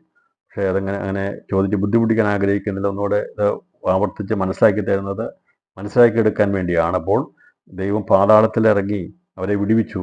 ഹോശേയ പ്രവചിച്ചപ്പോൾ മൂന്ന് കാലഘട്ടങ്ങളിൽ നടക്കേണ്ട കാര്യങ്ങളെ ഒന്നിച്ച് ഒരൊറ്റ പ്രവചനത്തിൽ ഹോശേയ പ്രവചിച്ചു. ഞാൻ അവരെ പാതാളത്തിനകത്ത് വീണ്ടെടുക്കും എന്ന് പറഞ്ഞിരിക്കുന്നത് നിവൃത്തീകരിക്കപ്പെട്ടു. എന്നാണ് നിവൃത്തീകരിക്കപ്പെട്ടത്? യേശു കർത്താവിൻ്റെ ഒന്നാമത്തെ വരവെങ്കിൽ അവൻ മരിച്ച് അവൻ്റെ ജീവന്റെ ശക്തി മീതെയുള്ള പാതാളത്തിൽ പോയി സുവിശേഷം അറിയിച്ച് അബ്രഹാം ഉൾപ്പെടെയുള്ളവരെ അവിടുന്ന് ഉദ്ധരിച്ചുകൊണ്ട് അവരെ വീണ്ടെടുത്തു. അവരുടെ വീണ്ടെടുപ്പ് നടന്നതും കുഞ്ഞാടിൻ്റെ രക്തം കൊണ്ടാണ്. അപ്പോൾ യേശു ക്രിസ്തു അവൻ ജനിച്ചതിന് മുമ്പുണ്ടായിരുന്ന, അല്ലെങ്കിൽ അവൻ ലോകത്തിൽ വരുന്നതിന് മുമ്പ് ആദ്യം വിശ്വത്തിൽപ്പെട്ട സകല വിശുദ്ധന്മാരെയും നീതിമാന്മാരെയും യഥാർത്ഥമായി നീതീകരിച്ച് വീണ്ടെടുത്തത് കുഞ്ഞാടിൻ്റെ രക്തം ചൊരിയപ്പെട്ട ശേഷമാണ്. പാപത്തിന് പരിഹാരം ഉണ്ടാകാതെ ആർക്കും നീതീകരണമില്ലായിരുന്നു. രക്തം ചൊരിഞ്ഞിട്ടല്ലാതെ വിമോചനമില്ല എന്നതുകൊണ്ടാണ് എബ്രായർക്ക് എഴുതിയ ലേഖനത്തിൽ രേഖപ്പെടുത്തിയിരിക്കുന്നത്. രക്തം ചൊരിഞ്ഞിട്ടല്ലാതെ വിമോചനമില്ല. അതുകൊണ്ടാണ് ഇവർ അവർ യഥാർത്ഥമായ നീതീകരണം പ്രാപിക്കാത്തതുകൊണ്ടാണ് പാതാളത്തിൽ അവർ മീതെയുള്ള പാതാളത്തിലായിരുന്നത്. എന്നാൽ രക്തം ചൊരിക്കപ്പെട്ട് കഴിഞ്ഞപ്പോൾ, വിമോചനമുണ്ടായപ്പോൾ, പാപത്തിൻ്റെ കെട്ടുകളഴിയപ്പെട്ട് ദൈവത്തിൻ്റെ സന്നിധിയിൽ കൊടുക്കേണ്ട ആ ജാമ്യത്തുക ദൈവം ക്രിസ്തു അവൻ്റെ രക്തമുഖാന്തരം പിതാവിൻ്റെ സന്നിധിയിൽ ഡെപ്പോസിറ്റ് ചെയ്തതിന് ശേഷമാണ് പാതാളത്തിൽ നിന്ന് അവരെ ഉദ്ധരിച്ചത്. അങ്ങനെ അവൻ്റെ രക്തം കൊണ്ടല്ലാതെ ഒരു മനുഷ്യർക്കും നീതീകരിക്കപ്പെടുവാൻ കഴിയത്തില്ല. ക്രിസ്തുവിന് മുമ്പ് ജനിച്ചവരാകട്ടെ, ക്രിസ്തുവിന് ശേഷം ജനിച്ചവരാകട്ടെ, ഇനി ജനിക്കാനുള്ളവരാകട്ടെ, എല്ലാവരുടെയും രക്ഷയുടെ അടിസ്ഥാന ഘടകം ഒരൊറ്റ കാര്യം മാത്രമേ ഉള്ളൂ, കുഞ്ഞാടിൻ്റെ രക്തത്തിൻ്റെ ശക്തി കൊണ്ടാണ്. രാത്രിയിൽ സംശയം കൂടാതെ ഹൃദയത്തിൽ രേഖപ്പെടുത്തണം. കഥ പറഞ്ഞത്, ആകാശത്തിൻ്റെ കീഴിൽ മനുഷ്യരുടെയിൽ രക്ഷിക്കപ്പെടുവാൻ യേശുവിൻ്റെ നാമമല്ലാതെ മറ്റൊരു നാമമില്ല. അപ്പോൾ പഴയ നിയമത്തിൽ മറഞ്ഞുപോയ, മരണത്തിൽ വേർപെട്ടുപോയ വിശുദ്ധന്മാരായ നീതിയിരിക്കപ്പെട്ടവരുടെ ആത്മാക്കളെ വെച്ചിരുന്നത് മീതെയുള്ള പാതാളത്തിലായിരുന്നു. അവരെ അവിടുന്ന് ഉദ്ധരിക്കും എന്ന് ഹോശേയ പ്രവചിച്ചെങ്കിൽ ആ പ്രവചനം ഇനി നിവൃത്തിയിരിക്കാനുള്ളതല്ല, നിവൃത്തീകരിക്കപ്പെട്ടു എന്നാണ് നിവൃത്തീകരിക്കപ്പെട്ടത്. എഫേസ്യർക്ക് എഴുതിയ ലേഖനം 4-ാമത്തെ 8 മുതൽ 10 വാക്യങ്ങൾ വായിച്ചപ്പോൾ മനസ്സിലായി. രണ്ടാമത്തെ പ്രവൃത്തി, ഇനിയും 2 പ്രവചനങ്ങൾ കൂടി അതിൽ നിറവേറപ്പെടാനുണ്ട്. രണ്ടാമത്തെ പ്രവചനം ഇതാണ്: മരണത്തിൽ നിന്ന് ഞാൻ അവരെ വിടുവിക്കും. മരണമേ നിന്റെ ബാധകൾ എവിടെ? പാതാളമേ നിന്റെ സംഹാരം എവിടെ? എനിക്ക് സഹതാപം തോന്നുകയില്ല. അതാണ് മൂന്നാമത്തെ കാര്യം. ഇപ്പം രണ്ടാമത്തേത് മരണത്തിൽ നിന്ന് ഞാൻ അവരെ വിടുവിക്കും എന്നുള്ളതാണ്. അത് സംഭവിക്കേണ്ടത് എപ്പോഴാണെന്നുള്ളത് പ്രവചനാത്മാവിൽ നാം ചിന്തിക്കുമ്പോൾ നമുക്ക് കാണാൻ സാധിക്കുന്നത് കർത്താവിൻ്റെ വരവിനോടുള്ള ബന്ധത്തിൽ 1 കൊരിന്ത്യർക്ക് എഴുതിയ ലേഖനം 15-ാം അധ്യായം 54 മുതൽ 57 വരെയുള്ള ഭാഗങ്ങൾ രേഖപ്പെടുത്തിയിരിക്കുന്ന പ്രവചനമാണ് ഹോശയുടെ പ്രവചന ഭാഗമായി രണ്ടാമതായി പറഞ്ഞിരിക്കുന്ന കാര്യത്തിൽ നിവൃത്തി നടക്കുന്നത്. മരണത്തിൽ നിന്ന് ഞാൻ അവരെ വിടുവിക്കും. അപ്പോൾ നമുക്കറിയാം 1 കൊരിന്ത്യർക്ക് എഴുതിയ ലേഖനം 15-ാം അധ്യായത്തിൻ്റെ 54, 57 വാക്യങ്ങൾ നമുക്ക് പരിചിതമായി. നാം എപ്പോഴും ഈ ദൈവസഭകളുടെ ബന്ധത്തിൽ പഠിച്ച് ഉരുവിട്ടു പോകുന്ന ഭാഗമാണ്. അത് ഹോശയുടെ പ്രവചനത്തിൽ എടുത്തെഴുതിയതാണ്. അപ്പോൾ ഹോശയുടെ പ്രവചനത്തിൽ പറഞ്ഞിരിക്കുന്ന പ്രവചനം അത് നിവൃത്തീകരിക്കപ്പെട്ടിട്ടില്ല. ഒരു ഭാഗം നിവൃത്തീകരിക്കപ്പെട്ടു. പാതാളത്തിന് അധീനത്തുനിന്ന് അവരെ ഉദ്ധരിക്കേണ്ടവർ ഉദ്ധരിച്ചു. എന്നാൽ ഈ പറഞ്ഞിരിക്കുന്ന രണ്ടാമത്തെ പ്രവചനം ദൈവസഭയോടുള്ള ബന്ധത്തിൽ കർത്താവിൻ്റെ മധ്യാകാശ വരവെങ്കിൽ നടക്കപ്പെടുന്ന വിഷയത്തെക്കുറിച്ചാണ് രേഖപ്പെടുത്തിയിരിക്കുന്നത്. 15-ാം അധ്യായം 54 മുതൽ 57 വരെയുള്ള വാക്യങ്ങൾ. ഈ ദ്രവത്വമുള്ളത് അദ്രവത്വത്തെയും ഈ മർത്യമായത് അമർത്യത്തെയും ധരിക്കുമ്പോൾ മരണം നീങ്ങി ജയം വന്നിരിക്കുന്നു എന്ന് എഴുതിയ വചനം നിവൃത്തിയാകും. ഹേ മരണമേ, നിന്റെ ജയം എവിടെ? ഹേ മരണമേ, നിന്റെ വിഷമുള്ളെവിടെ? മരണത്തിൻ്റെ വിഷമുള്ള പാപം, പാപത്തിൻ്റെ ശക്തിയോ ന്യായപ്രമാണം. നമ്മുടെ കർത്താവായ യേശു ക്രിസ്തു മുഖാന്തരം നമുക്ക് ജയം നൽകുന്ന ദൈവത്തിന് സ്തോത്രം. അപ്പോൾ കർത്താവിൻ്റെ മധ്യാകാശ വരവെങ്കിൽ മരണത്തെ ജയിക്കും, മരണത്തിൽ നിന്ന് വിടുവിക്കും. മരണം കാണാതെ ഇവിടുന്ന് ഒരു കൂട്ടം ആൾക്കാർ ഹേ മരണമേ, നിന്റെ ജയം എവിടെ? ഹേ മരണമേ, നിന്റെ വിഷമുള്ളെവിടെ എന്ന് പറഞ്ഞുകൊണ്ട് പുനരുത്ഥാനം പ്രാപിക്കും. അപ്പോൾ മരിച്ചുപോയ വിശുദ്ധന്മാർ പുനരുത്ഥാനം പ്രാപിക്കുമ്പോൾ മരണത്തിനവരെ പിടിച്ചു വയ്ക്കുവാൻ കഴിയത്തില്ല. മരണത്തിൻ്റെ വിഷമുള്ളാകുന്ന കുത്തേൽക്കാതെ, അതെ, മരണം കാണാതെ വിശുദ്ധന്മാർ ഇവിടുന്ന് രൂപാന്തരപ്പെടും.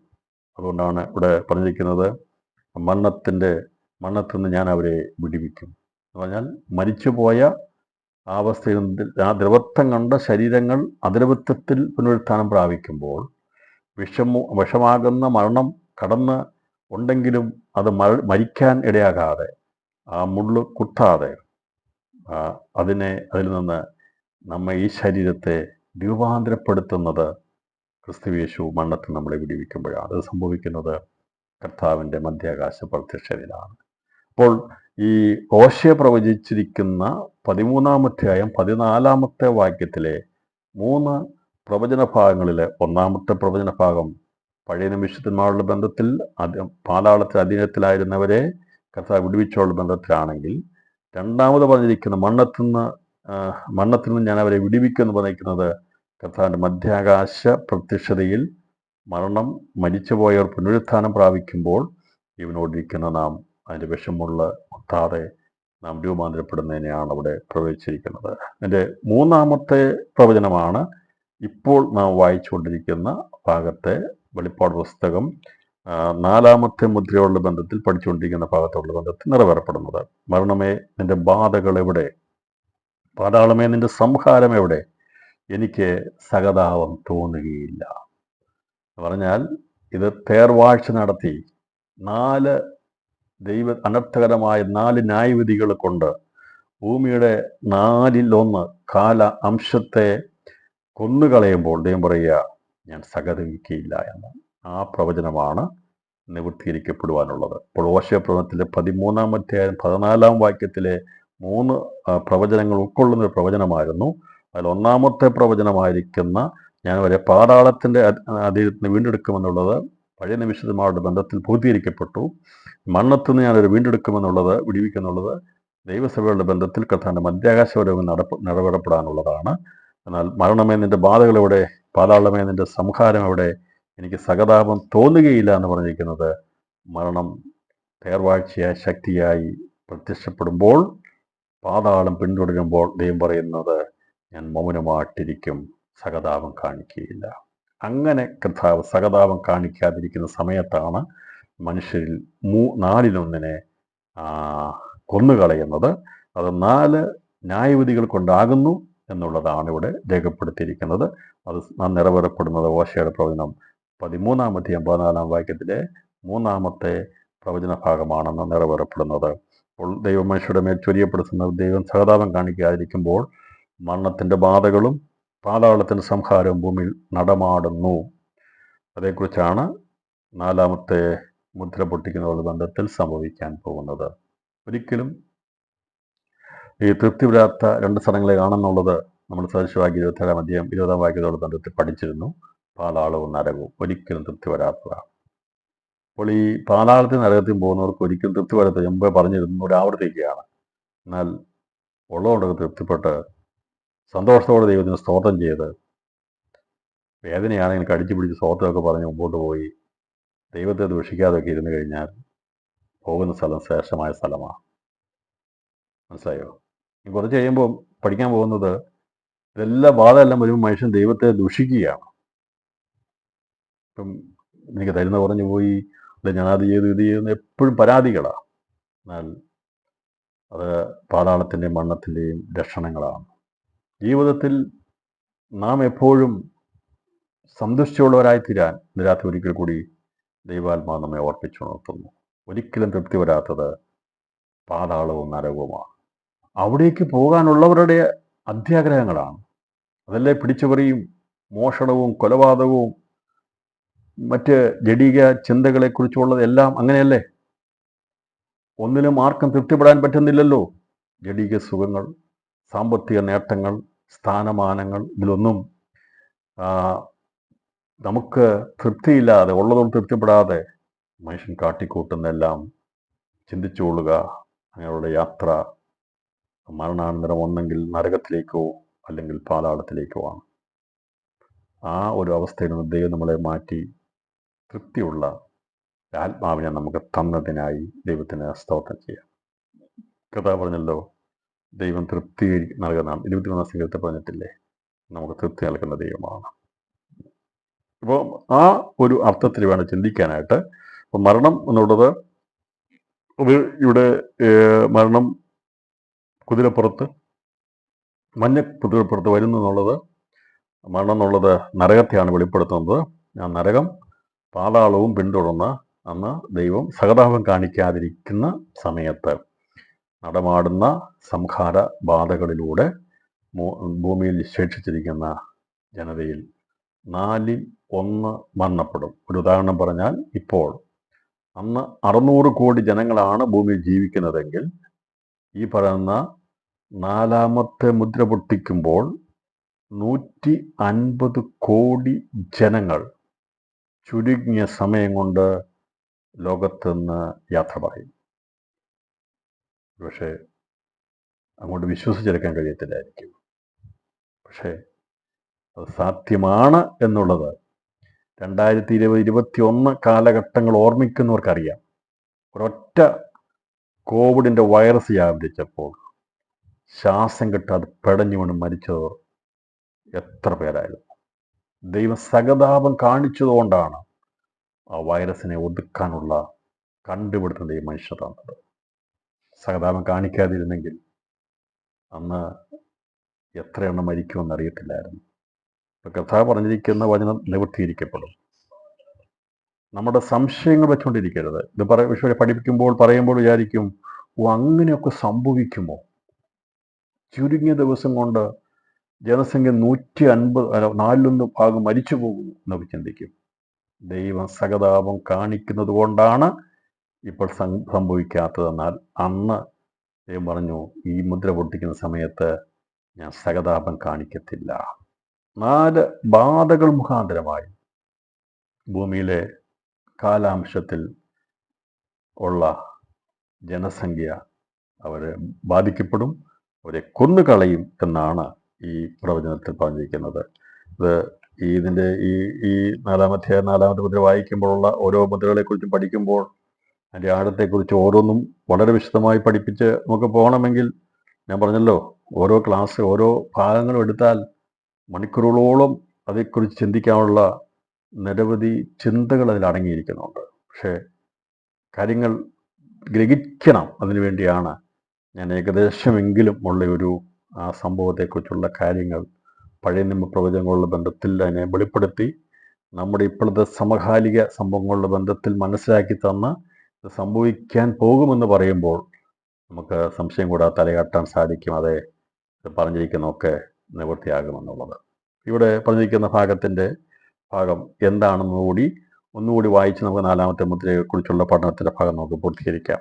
നാലാമത്തെ മുദ്ര പൊട്ടിക്കുന്ന സമയത്ത് മഞ്ഞ നിറമുള്ള ഒരു കുതിരപ്പുറത്ത് മരണമെന്ന നരകം പ്രത്യക്ഷപ്പെടുന്നു. പാതാളം അവനെ അനുഗമിക്കുന്നു. അവർക്ക് വാളുകൊണ്ടും ക്ഷാമം കൊണ്ടും മഹാവ്യാധി കൊണ്ടും ഭൂമിയിലെ കാട്ടുമൃഗങ്ങളെ കൊണ്ടും കൊന്നുകളവാൻ ഭൂമിയുടെ കാല അംശത്തിന്മേൽ അധികാരം ലഭിച്ചു. മലയാളത്തിൽ എഴുതിയിരിക്കുന്ന കാലാംശം എന്നുള്ളതിൻ്റെ അർത്ഥം നമ്മൾ കാലാംശം നോക്കാമെങ്കിൽ ജ്യോതിഷ കണക്ക് പ്രകാരം ഉള്ള കണക്കിൽ 16 അതിൻ്റെ കണക്ക് പറയുന്നത്. പക്ഷെ എന്നാൽ നമുക്ക് അതുമായിട്ട് ബന്ധമില്ല. കാലാംശം എന്നാൽ ഇവിടെ യഥാർത്ഥത്തിൽ എഴുതിയിരിക്കുന്ന കാലാംശം എന്നാണ്, 4:1.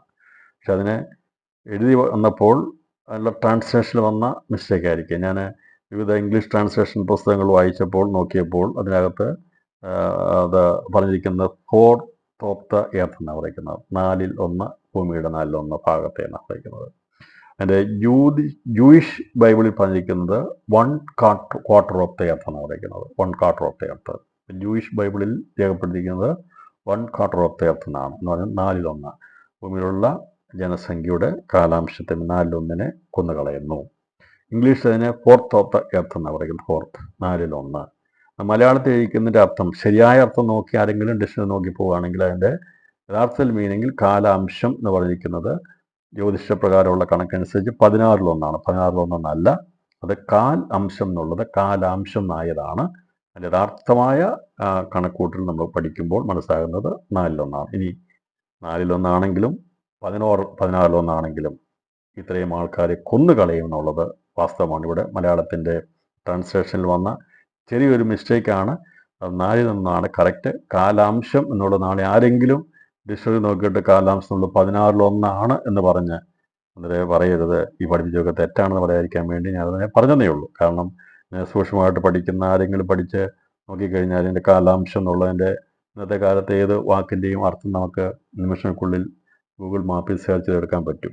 അടിച്ചു കഴിഞ്ഞാൽ കാലാംശം എന്താണെന്ന് ചോദിച്ചാൽ അതിൻ്റെ അർത്ഥം എന്താണെന്ന് പറഞ്ഞു തരും. പിന്നെ അതിനെ നമുക്കത് മനസ്സിലാകേണ്ട ഭാഗത്ത് എടുത്ത് മനസ്സിലാക്കിയെടുക്കാൻ വേണ്ടിയാണ് മറ്റുള്ള ഭാഗങ്ങൾ കൂടി പഠിക്കുമ്പോൾ നമുക്ക് തന്നെ മനസ്സിലായതായാലും വചനപ്രകാരം നാം മനസ്സിലാക്കിയിരിക്കുന്നത് 4:1 ജനസംഖ്യയുടെ 4:1 കൊന്നുകളയും എന്നുള്ളത്. അതിനകത്ത് സംശയം ആർക്കും ഇല്ല എന്ന് വിശ്വസിക്കുന്നു. അപ്പോൾ അത് ഇംഗ്ലീഷിനും ഉള്ള ബൈബിളിനുള്ള ബന്ധത്തിൽ നമുക്ക് മനസ്സിലാകുന്നു. ഭൂമി അതിൻ്റെ കാലാംശം എന്നാണ്. കാലാംശം എന്നുള്ളത് കാലാംശം എന്നാക്കിയതേ ഉള്ളൂ. കാലാംശം എന്നുള്ളത് നോക്കി മീനിങ് പോയെങ്കിൽ 16:1. എന്നാൽ കാലംശം എന്ന് പറയുമ്പോൾ 4:1. നമുക്ക് 4:1 എടുക്കാം. അതാണ് മറ്റ് ട്രാൻസ്ലേഷനും കാണുന്നത്. ഇത് സംബന്ധമായിട്ടുള്ളൊരു ആർഗ്യുമെൻറ്റിന് നാളെ ആരും മുതിരരുത് എന്ന് ഓർപ്പിക്കുന്നു. 4:1 ഇംഗ്ലീഷ് ട്രാൻസ്ലേഷനെയും വെച്ച് നമ്മൾ നോക്കുന്നു. മറ്റ് പല ഭാഷകൾ ഉപയോഗിക്കുന്നവരുണ്ട്. ഇതെല്ലാം ഏതെങ്കിലും ഒരു ഭാഷ ട്രാൻസ്ലേഷൻ ചെയ്തതാണ്. അപ്പോൾ അതുകൊണ്ട് മൂലമായിട്ടുള്ള മാറ്റങ്ങൾ ഒരിടത്ത് തെറ്റുപറ്റി മറ്റൊരിടത്ത് തെറ്റുപറ്റും. പക്ഷേ ശരിയായിട്ടുള്ളത് ഈ 4:1 എന്നുള്ളത് നമ്മളത് മനസ്സിലാക്കണം. കാരണം ഇത്രയും 4 ബാധകൾ 4 ന്യായവിധികൾ വരുമ്പോൾ 4 കൂടി ഭൂമിയിൽ 4:1 കൊന്നുകളയും എന്നുള്ളതിന് സംശയമില്ല. ദൈവം 4 കൂടി ഒരുമിച്ച് അയക്കത്തില്ല. ഒന്നുകിൽ ക്ഷാമം അയക്കും, അല്ലെങ്കിൽ ക്ഷാമവും യുദ്ധവും കൂടി അയക്കും, അല്ലെങ്കിൽ മഹാമാരി അയക്കും. എന്നാൽ ഈ 3 നമുക്ക് ഏകദേശമൊക്കെ അറിയാം. പണ്ടൊക്കെ ഈ മഹാമാരി എന്ന് പറഞ്ഞാൽ എന്താണെന്ന് അറിയത്തില്ലായിരുന്നു, അല്ലേ? മഹാമാരി എന്നുള്ളത് അറിയത്തില്ലായിരുന്നു. എന്നാൽ ഇവിടെ പറഞ്ഞിരിക്കുന്നത് വാളുകൊണ്ടും ക്ഷാമം കൊണ്ടും മഹാവ്യാധി കൊണ്ടും ഭൂമിയിലെ മഹാവ്യാധി ആണ് മഹാമാരി എന്ന് പറഞ്ഞിരിക്കുന്നത്. മഹാമാരിയായിരുന്നു കോവിഡ്. അപ്പോൾ കോളറ വന്നിട്ടുണ്ട് മഹാമാരിയായിട്ട്. ഭൂമിയിൽ ഒരുപാട് പേരെ കൊന്നു. 2ാം ലോകയുദ്ധം കഴിഞ്ഞപ്പോഴാണ് എനിക്ക് തോന്നുന്നു വലിയൊരു മഹാമാരിയായിട്ട് കോളറ വന്നു. അപ്പം അങ്ങനെ മനുഷ്യനെ ഒരു പ്രദേശത്ത് മാത്രമല്ല ലോകത്തിലാകമാനമായി പടർന്ന് പന്തലിച്ച് കൊന്നുകളയുന്നതിനെയാണ് മഹാമാരി എന്ന് പറയുന്നത്, മഹാവ്യാധി എന്ന് പറയുന്നത്. അപ്പോൾ 4 ദൈവത്തിൻ്റെ അനർത്ഥകരമായ ന്യായവിധികൾ എന്ന് പറഞ്ഞാൽ ദൈവം ഇറങ്ങി ചെയ്യത്തില്ല. ദൈവത്തിന് ഒരിക്കലും ദൈവം ഇറങ്ങിയല്ല കൊല്ലുന്നത്. ഇതിന് ഒരുങ്ങി നിൽക്കുന്ന ശക്തികളുണ്ട്. അവർക്ക് അനുവാദം കൊടുക്കുക, അവരെ ഫ്രീ ആയിട്ട് ഓടിക്കുകയാണ് ചെയ്യുന്നത്. അതുകൊണ്ടാണ് മരണവും പാതാളവും ഇറങ്ങി അവരെ കൊന്നുകളയാൻ വേണ്ടി നിങ്ങൾ എങ്ങനെ വേണമെങ്കിലും 4:1 കൊന്നോളാനുള്ള അനുവാദം കൊടുക്കുമ്പോഴാണ് ക്ഷാമം, യുദ്ധം, മഹാവ്യാധി, കാട്ടുമൃഗങ്ങൾ. ഈ 3 കാര്യങ്ങൾ നമുക്കറിയാം. നാലാമത്തിനെ കുറിച്ചുള്ളതും നമുക്ക് പഠിക്കണമല്ലോ. പിന്നെ ഈ നാലാമത്തിനെ കുറിച്ച് ഇപ്പം പറഞ്ഞാൽ മനസ്സിലാകും, പഠിപ്പിക്കാൻ എളുപ്പമുണ്ട്. ഒരു 10-15 വർഷം മുമ്പൊക്കെ പഠിപ്പിച്ചാൽ, അല്ലെങ്കിൽ ഒരു 5-8-10 വർഷം മുമ്പ് പഠിപ്പിച്ചാലത് പെട്ടെന്ന് മനസ്സിലാകത്തില്ലായിരുന്നു. പക്ഷെ അന്നും പ്രസംഗിച്ചിട്ടുണ്ട്, കാട്ടുമൃഗങ്ങളെക്കുറിച്ചുള്ള വിഷയങ്ങളെക്കുറിച്ച് പ്രസംഗിച്ചിട്ടുണ്ട്. ഈ പുസ്തകമൊക്കെ എഴുതിയത് ഇതിനു മുമ്പായിരുന്നല്ലോ, കോവിഡൊക്കെ വരുന്നതിന് മുമ്പായിട്ട് എഴുതുകയാണല്ലോ. അന്ന് വ്യാഖ്യാനിക്കപ്പെട്ടത് അങ്ങനെയായിരുന്നല്ലോ. അപ്പം അതുകൊണ്ട് കോവിഡ് വന്ന ശേഷമാണ് ഇപ്പോൾ കൂടുതലായിട്ട് കാട്ടുമൃഗങ്ങളൊക്കെ പ്രത്യക്ഷപ്പെടാൻ തുടങ്ങിയത്, അല്ലേ? കാട്ടുപന്നി ഇറങ്ങിയാത്ത സ്ഥലങ്ങളില്ല. കേരളത്തിലൊന്നും കാട്ടുപന്നിയെക്കുറിച്ച് കേട്ടുകേഴ്വി പോലില്ലാത്ത, അല്ലേ? പണ്ട് ഫോറസ്റ്റ് ഏരിയയുടെ അടുത്തുള്ള മാത്രമേ ഉണ്ടായിരുന്നുള്ളൂ. ഇപ്പം ഫോറസ്റ്റ് ഏരിയ വളരെ ദൂരമാണെങ്കിലും കാട്ടുപന്നികൾ പ്രത്യക്ഷം, ആനയും പുലിയും കടുവയും എല്ലാം വെളിയിൽ ചാടി. കാരണത്തെക്കുറിച്ച് നമുക്കറിയാം. ഏകദേശം 1-2 വർഷം വണ്ടികളൊന്നും ഓടാതെ മനുഷ്യസഞ്ചാരമില്ലാതെ കഴിഞ്ഞപ്പോൾ വനത്തിൽ കിടന്ന മൃഗങ്ങൾക്ക് വിചാരിച്ചു എല്ലാം വനമേഖലയായിരുന്നു. അത് സ്വൈര്യവികാരം നടത്തി വെളിയിൽ വന്നതാണ്. അന്നേരം മനസ്സിലാകുന്നത് മനുഷ്യനെല്ലാം വീട്ടിൽ കയറിയിരിക്കുക. ഇപ്പോഴാണ് പിന്നെ വണ്ടിയൊക്കെ ഓടാൻ തുടങ്ങിയത്. വണ്ടിയുടെ ഒച്ചയൊക്കെ കേട്ട്, ലൈറ്റൊക്കെ കേട്ട് ഇത് പിന്നെയും ഒളിച്ചിട്ടുണ്ട്. ഞാൻ പറഞ്ഞല്ലോ, മനുഷ്യൻ ദൈവഭയമില്ലാതെ ദൈവത്തിൽ നിന്നകന്നു പോകുമ്പോൾ ദൈവം മനുഷ്യനെ കുറിച്ച് കൊടുത്തിരിക്കുന്ന, മൃഗങ്ങൾക്ക് കൊടുത്തിരിക്കുന്ന ഭയം മാറിപ്പോകും. ദൈവം പറഞ്ഞു, നീ അവരുടെ മേൽ വാഴുമെന്ന്. എന്നാൽ ദൈവത്തിൻ്റെ അധികാരത്തിൽ നിന്നും ദൈവിക അനുഗ്രഹത്തിൽ നിന്നും മനുഷ്യൻ വ്യതിചലിച്ച് സാത്താനിക ഭരണത്തിന് അടിമപ്പെട്ട് കഴിയുമ്പോൾ ദൈവം ആ അധികാരം അവരിൽ നിന്ന് എടുത്തു കളയും. അപ്പോൾ മൃഗങ്ങൾക്കുള്ള ഭീതി മനുഷ്യനുള്ളത് നഷ്ടപ്പെട്ടു പോകും. അവർ ഭയപ്പെടത്തില്ല. അപ്പം അതിനുവേണ്ടിയാണ് ഫോറസ്റ്റേഷൻ ഇപ്പോൾ സജീവമായി കൊണ്ടിരിക്കുന്നത്, അല്ലേ? ഒരു കാലത്ത് വനം നശിപ്പിച്ചെങ്കിൽ ഇപ്പം എല്ലാവരും പറയുന്നത് വനം വെച്ചുപിടിപ്പിക്കണം എന്നുള്ളതാണ്. നമ്മളതിനെ എതിർക്കുകയല്ല. വനം വെച്ചുപിടിപ്പിക്കണം. കാരണം എങ്കിൽ മാത്രമേ വചനത്തിലിരിക്കുന്ന ഭാഗം നിവർത്തിയിരിക്കപ്പെടുകയുള്ളൂ. വനം വെട്ടി നശിപ്പിച്ചാൽ വന്യമൃഗങ്ങൾ നഷ്ടപ്പെട്ടു പോകും. എന്നാൽ വന്യമൃഗങ്ങൾ നഷ്ടപ്പെടാൻ ദൈവം സമ്മതിക്കത്തില്ല. കാരണം ഈ 4ാമത്തെ മുദ്ര ദൈവം പൊട്ടിക്കുമ്പോൾ 4ാമതായി പ്രത്യക്ഷപ്പെടേണ്ട ന്യായവിധിയായിരിക്കുന്ന കാട്ടുമൃഗങ്ങൾ ഇറങ്ങി മനുഷ്യരിൽ കൊന്നുകളയുന്നതിനെക്കുറിച്ച് ഇവിടെ രേഖപ്പെടുത്തിയിരിക്കുന്നത്. അതിന്ന് അവിടെ ഇവിടങ്ങളിലായി നമ്മൾ കേൾക്കുന്നത്, കാട്ടാന ഇറങ്ങി ഒരാളെ ചവിട്ടിക്കൊന്നു. ഇന്നത്തെ വലിയൊരു വിഷയമാണ്, വാർത്തയാണ്. ഒന്നല്ല, ഇപ്പോൾ ആയിരക്കണക്കിന് ആൾക്കാരെ കൊന്നുകളഞ്ഞിട്ടുണ്ട്, ഇല്ലേ? കൊന്നുകളഞ്ഞിട്ടുണ്ട്. അപ്പം അതിന് വേണ്ടതായിട്ടുള്ള നിയമനിർമ്മാണങ്ങളും നമ്മുടെ ഗവൺമെൻറ്റിൽ തക്ക രീതിയിൽ എടുക്കുന്നുണ്ട്. പക്ഷെ അതൊക്കെ ഇന്ന് പരിഹരിക്കാവുന്ന രീതിയിലാണ്. എന്നാൽ ആർക്കും പരിഹരിക്കപ്പെടാൻ കഴിയാത്ത വിധത്തിൽ വന്യമൃഗങ്ങൾ അത് ഹിംസ്രജന്തുക്കളായി വെളിയിലേക്ക് ചാടും എന്നുള്ളതിന് യാതൊരു സംശയവുമില്ല. ആ കാലഘട്ടം നോഹയുടെ കാലഘട്ടം പോലെ കാലഘട്ടമാണ്. നോഹയുടെ കാലഘട്ടത്തിൽ മൃഗങ്ങൾ ദൈവകൽപ്പന അനുസരിച്ച് അത് കയറേണ്ടതെല്ലാം വന്ന് പെട്ടകത്തിൽ കയറി. നോഹയൊന്നും ചെയ്തില്ല. നോഹ പെട്ടകത്തിൽ ഉണ്ടാക്കി വാതിൽ തുറന്നിട്ടേ ഉള്ളൂ. നോഹ കോഴിയെ പിടിക്കാൻ പോയില്ല, പുലിയെ പിടിക്കാൻ പോയില്ല, ആനയെ പിടിക്കാൻ പോയില്ല, ഒന്നിനെ പിടിക്കാൻ പോയില്ല. നോഹ അവിടെ മാറി നിന്നു. അത് ദൈവം കൽപ്പിച്ചപ്പോൾ 2 വന്ന് കയറേണ്ടത് 2 വന്ന് കയറി, 7 വന്ന് കയറേണ്ടത് 7 വന്ന് കയറി. അപ്പോൾ ദൈവത്തിൻ്റെ ആജ്ഞ കൊടുത്തു കഴിയുമ്പോൾ ദൈവം പറയുന്ന മനസ്സിലാക്കാൻ മൃഗങ്ങൾക്ക് അന്ന് കഴിഞ്ഞെങ്കിൽ എന്നും കഴിയും കേട്ടോ. അതുകൊണ്ട് മനുഷ്യൻ അഹങ്കാരികളായി, പരിഷ്കാരികളായി, നീ ദൈവത്തിൻ്റെ ആവശ്യമില്ല എന്ന് പറഞ്ഞ് മുന്നോട്ട് പോകുമ്പോഴും ഒരു മാറ്റം വരാത്തതാ. പക്ഷിമൃഗാദികൾ അതെല്ലാം ദൈവത്തെ സ്തുതിക്കുക. മനുഷ്യ, നീ പരിഷ്കാരിയായി, നിനക്കിനി ദൈവത്തിൻ്റെ ഒന്നും വേണ്ട എന്ന് നീ അഹങ്കരിച്ചുകൊണ്ട് ദൈവത്തിന് സ്തോത്രം ചെയ്യുന്നില്ലെന്ന് കണ്ടുകൊണ്ട് ദൈവത്തെ സ്തുതിക്കാതിരിക്കത്തില്ല. ഇവിടെയുള്ള സകല സൃഷ്ടിജാലങ്ങളും സൃഷ്ടാവിനെ സ്തുതിക്കുന്നുണ്ട്.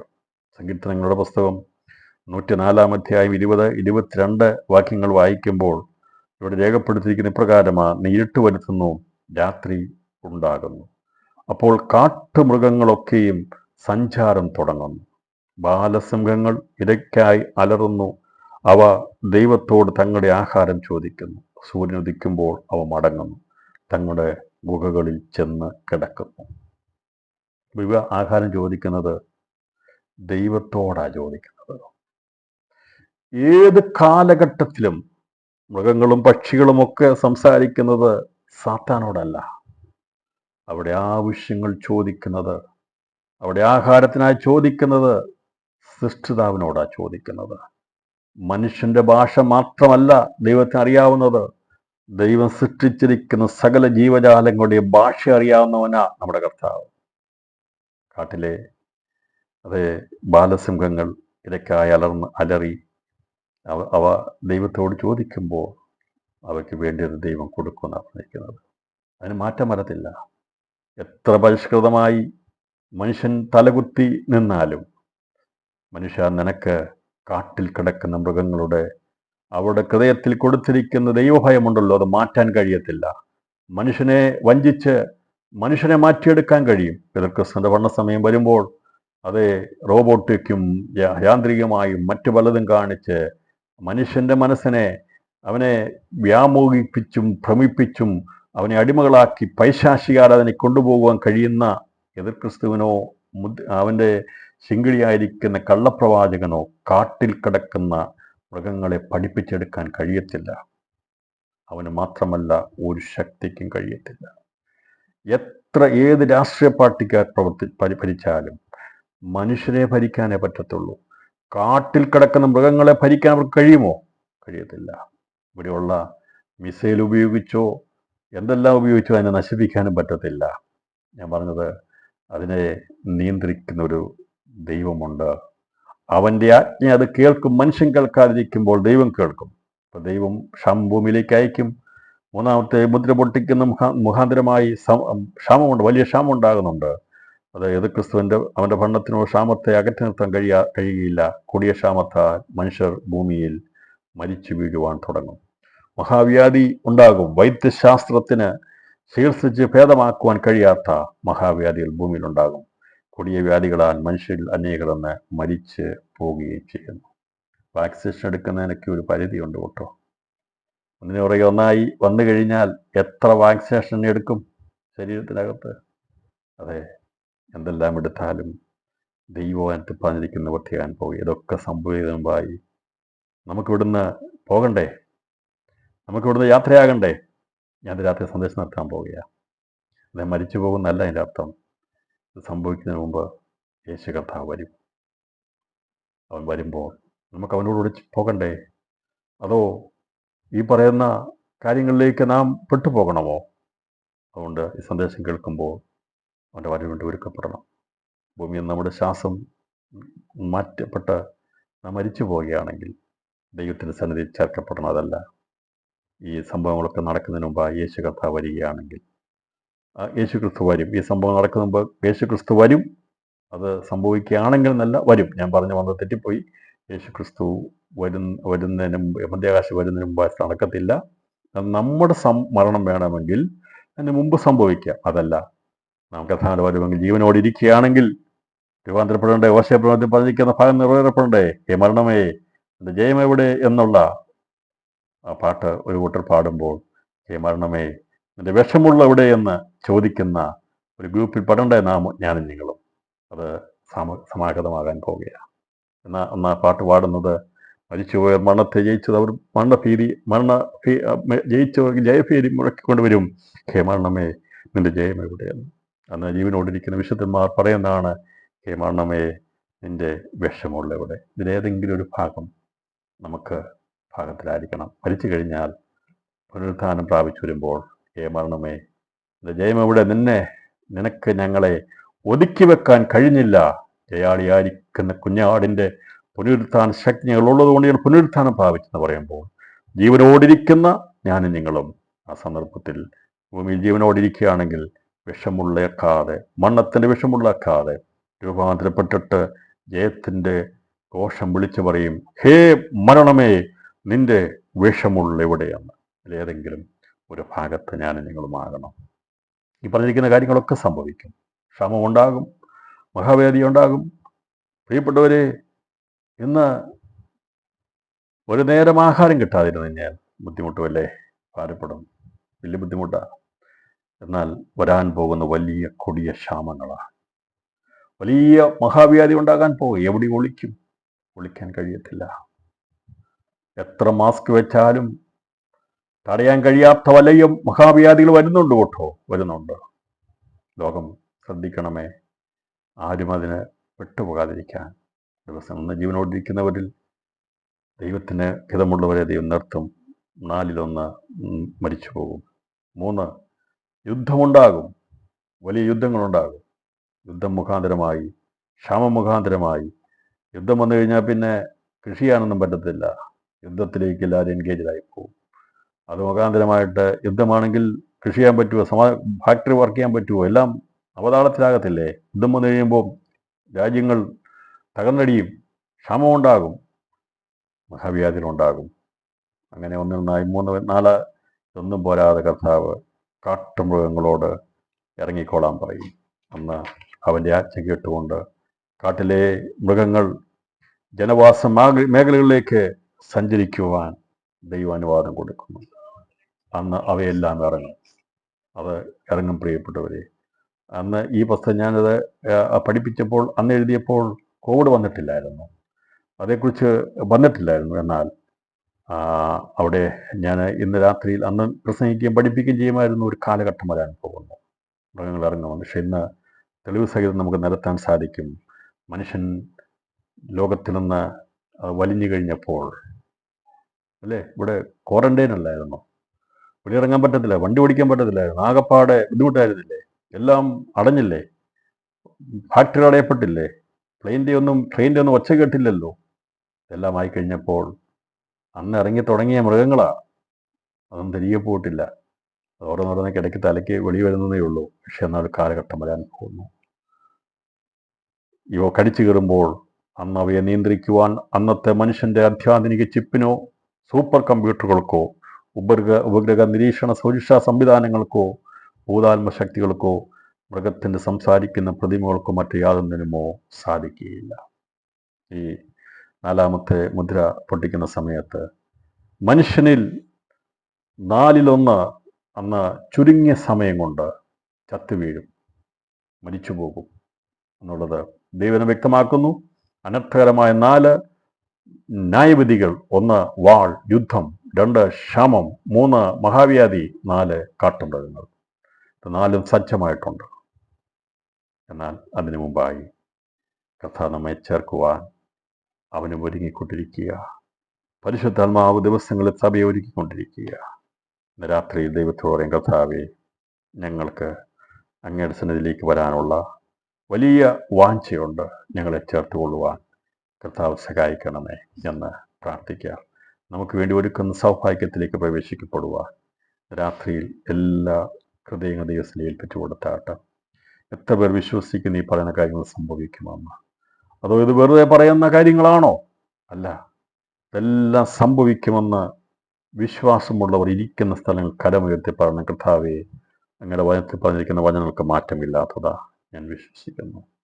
കഴിഞ്ഞ നാളുകളിൽ സംഭവിച്ചിട്ടുള്ളതാ. അങ്ങ് പറഞ്ഞിരിക്കുന്ന വചനത്തിന് ഒരു വള്ളി പോലും പുള്ളി പോലും മാറിപ്പോകത്തില്ല. പ്രിയപ്പെട്ടവരെ, വലിയ യുദ്ധങ്ങൾ വരും, ക്ഷാമം വരും, മഹാവ്യാധികൾ വരും, കാട്ടുമൃഗങ്ങൾ വരും. പേടിപ്പിക്കുകയല്ല സംഭവിക്കേണ്ടത്. എന്നാൽ നാം ഭയപ്പെടാനുള്ളവരല്ല.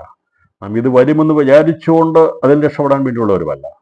ഇതൊക്കെ ലോകത്ത് വരുമ്പോൾ അതിനു മുമ്പായി കർത്താവായ കുഞ്ഞാട് വന്ന് നമ്മെ അവൻ്റെ സിംഹാസനത്തിലേക്ക് എടുക്കപ്പെടും. അവനോടുകൂടെ നാം ആയിരിക്കും. അതുകൊണ്ട് 4-ാമത്തെ മുദ്ര പൊട്ടിക്കുമ്പോൾ ഭൂമിയിൽ അന്ന് ജനസംഖ്യ ഉണ്ടായിരുന്ന 4-1 4 അനർത്ഥകരമായ ന്യായവിധികളാൽ മരിച്ചു പോകും. അന്ന് പാതാളത്തിനും നരകത്തിനും ആർത്തി പൂണ്ട് അവരിലേക്ക് ഒരുപാട് പേർ എത്തിച്ചേരുന്ന മാസ്, അത് പറഞ്ഞാൽ ഒരുപാട് പേരെ ഇരകളായി കിട്ടുന്ന ഒരു സമയമാണ് അത്. അതാണ് 4-ാമത്തെ മുദ്ര എന്നുള്ളത്. ദൈവനെച്ചാൽ നമുക്ക് 5-ാമത്തെ മുദ്രയെക്കുറിച്ച് വരുന്ന ദിവസത്തിൽ പഠിക്കാം. എന്താണ് അതേക്കുറിച്ച്, ജേക്കബ് എന്താണെന്നുള്ളത് അതേക്കുറിച്ച് ചിന്തിക്കാം. 7 മുദ്രകളിലെ 4 മുദ്രയെക്കുറിച്ച് മനസ്സിലായെങ്കിൽ 5, 6, 7-ാമത്തെ മുദ്രയെ മനസ്സിലാകാൻ ദൈവം കൃപ നൽകും. ഇത്രത്തോളം ദൈവം നമ്മെ സഹായിച്ചല്ലോ. രാത്രി കണ്ണുകൾ അടച്ചുകൊണ്ട് സന്തോഷത്തോടെ നമുക്ക് വരാനുള്ള പ്രത്യാശയെക്കുറിച്ച് ഓർത്തുകൊണ്ട് നാം സന്തോഷമുള്ള തൃപ്തിയുള്ളവരായി ദൈവം നമ്മളെ വിടുവിച്ച വഴികളെ ഓർത്തുകൊണ്ട് നന്ദിയുള്ള ഹൃദയത്തോടെ തൃപ്തിയുള്ള ആത്മാവിനാൽ ദൈവത്തെ മഹത്വപ്പെടുത്താം. ദൈവകഥ പറഞ്ഞിരിക്കുന്നത്, നന്മയും കരുണയും കൊണ്ട് ഞാൻ എൻ്റെ ആയുഷ്കാലമൊക്കെയും എന്നെ പിന്തുടരുന്നത് തൃപ്തി വരുത്തുന്ന ദൈവത്തിൻ്റെ വചനത്തിന് മുമ്പാകെ നമ്മെ തന്നെ സമർപ്പിക്കാം. രാത്രിയിൽ എനിക്ക് വേണ്ടി എൻ്റെ ദൈവം സകലം നന്നായി ചെയ്യും. അവനെയാണ് ഞാൻ ആരാധിക്കുന്നത്. ഞാൻ തൃപ്തിയുള്ളവനാണ്. അവനെ ഞാൻ മതിമറന്ന് ആരാധിക്കും എന്നുള്ള ഒരു തീരുമാനത്തോടെ ഇന്ന് രാത്രി നമുക്ക് ദൈവത്തെ ലഭിക്കാം. 4-ാമത്തെ മുദ്ര അത് പൊട്ടിക്കുമ്പോൾ ഉണ്ടാകുന്ന 4 അനർത്ഥകരമായിരിക്കും 4 മഹാവ്യാധികൾ അത് പൊട്ടിപ്പുറപ്പെടുമെന്നുള്ളത് യുദ്ധത്തെക്കുറിച്ച് എല്ലാവർക്കും അറിയാം. അതിൻ്റെ ഭീകരതകളെക്കുറിച്ച് അറിയാം. ക്ഷാമത്തെക്കുറിച്ചും അറിയാം. എന്നാൽ മഹാവ്യാധികളെക്കുറിച്ചും ഇപ്പോൾ മനസ്സിലായി. കാട്ടുമൃഗങ്ങളെക്കുറിച്ചുള്ള കാര്യങ്ങൾ അത് മനസ്സിലായിക്കൊണ്ടിരിക്കുന്നു. എന്നാൽ ഈ പറഞ്ഞിരിക്കുന്ന 4 കൂടെ ഒരുമിച്ച് വരുമ്പോൾ എത്ര വലിയ വിനാശകരമായ കാര്യമായിരിക്കും.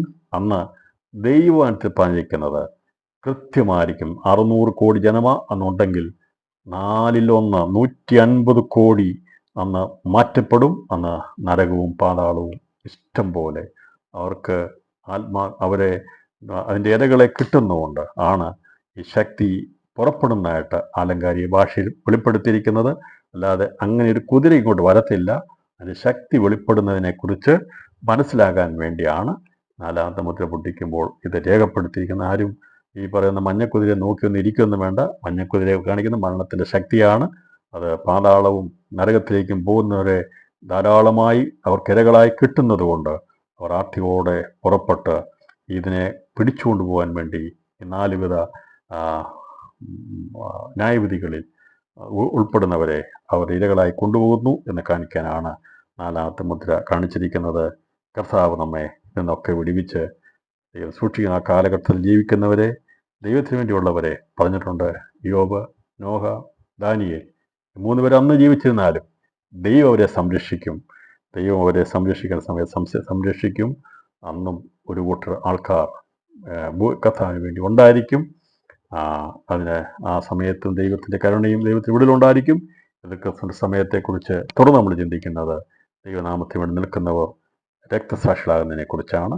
അപ്പോൾ ആ കാലഘട്ടം ദൈവത്തിന് വേണ്ടി നിൽക്കുന്നവരുണ്ട്. അവരെ ദൈവം സംരക്ഷിച്ച് നിർത്തും. എന്നാൽ അവരെ എതിർ ക്രിസ്തുവിനെ കൊന്നുകളയുവാൻ, തലച്ചേരിച്ച് കൊന്നുകളയുവാൻ ദൈവാനുവാദം കൊടുക്കും.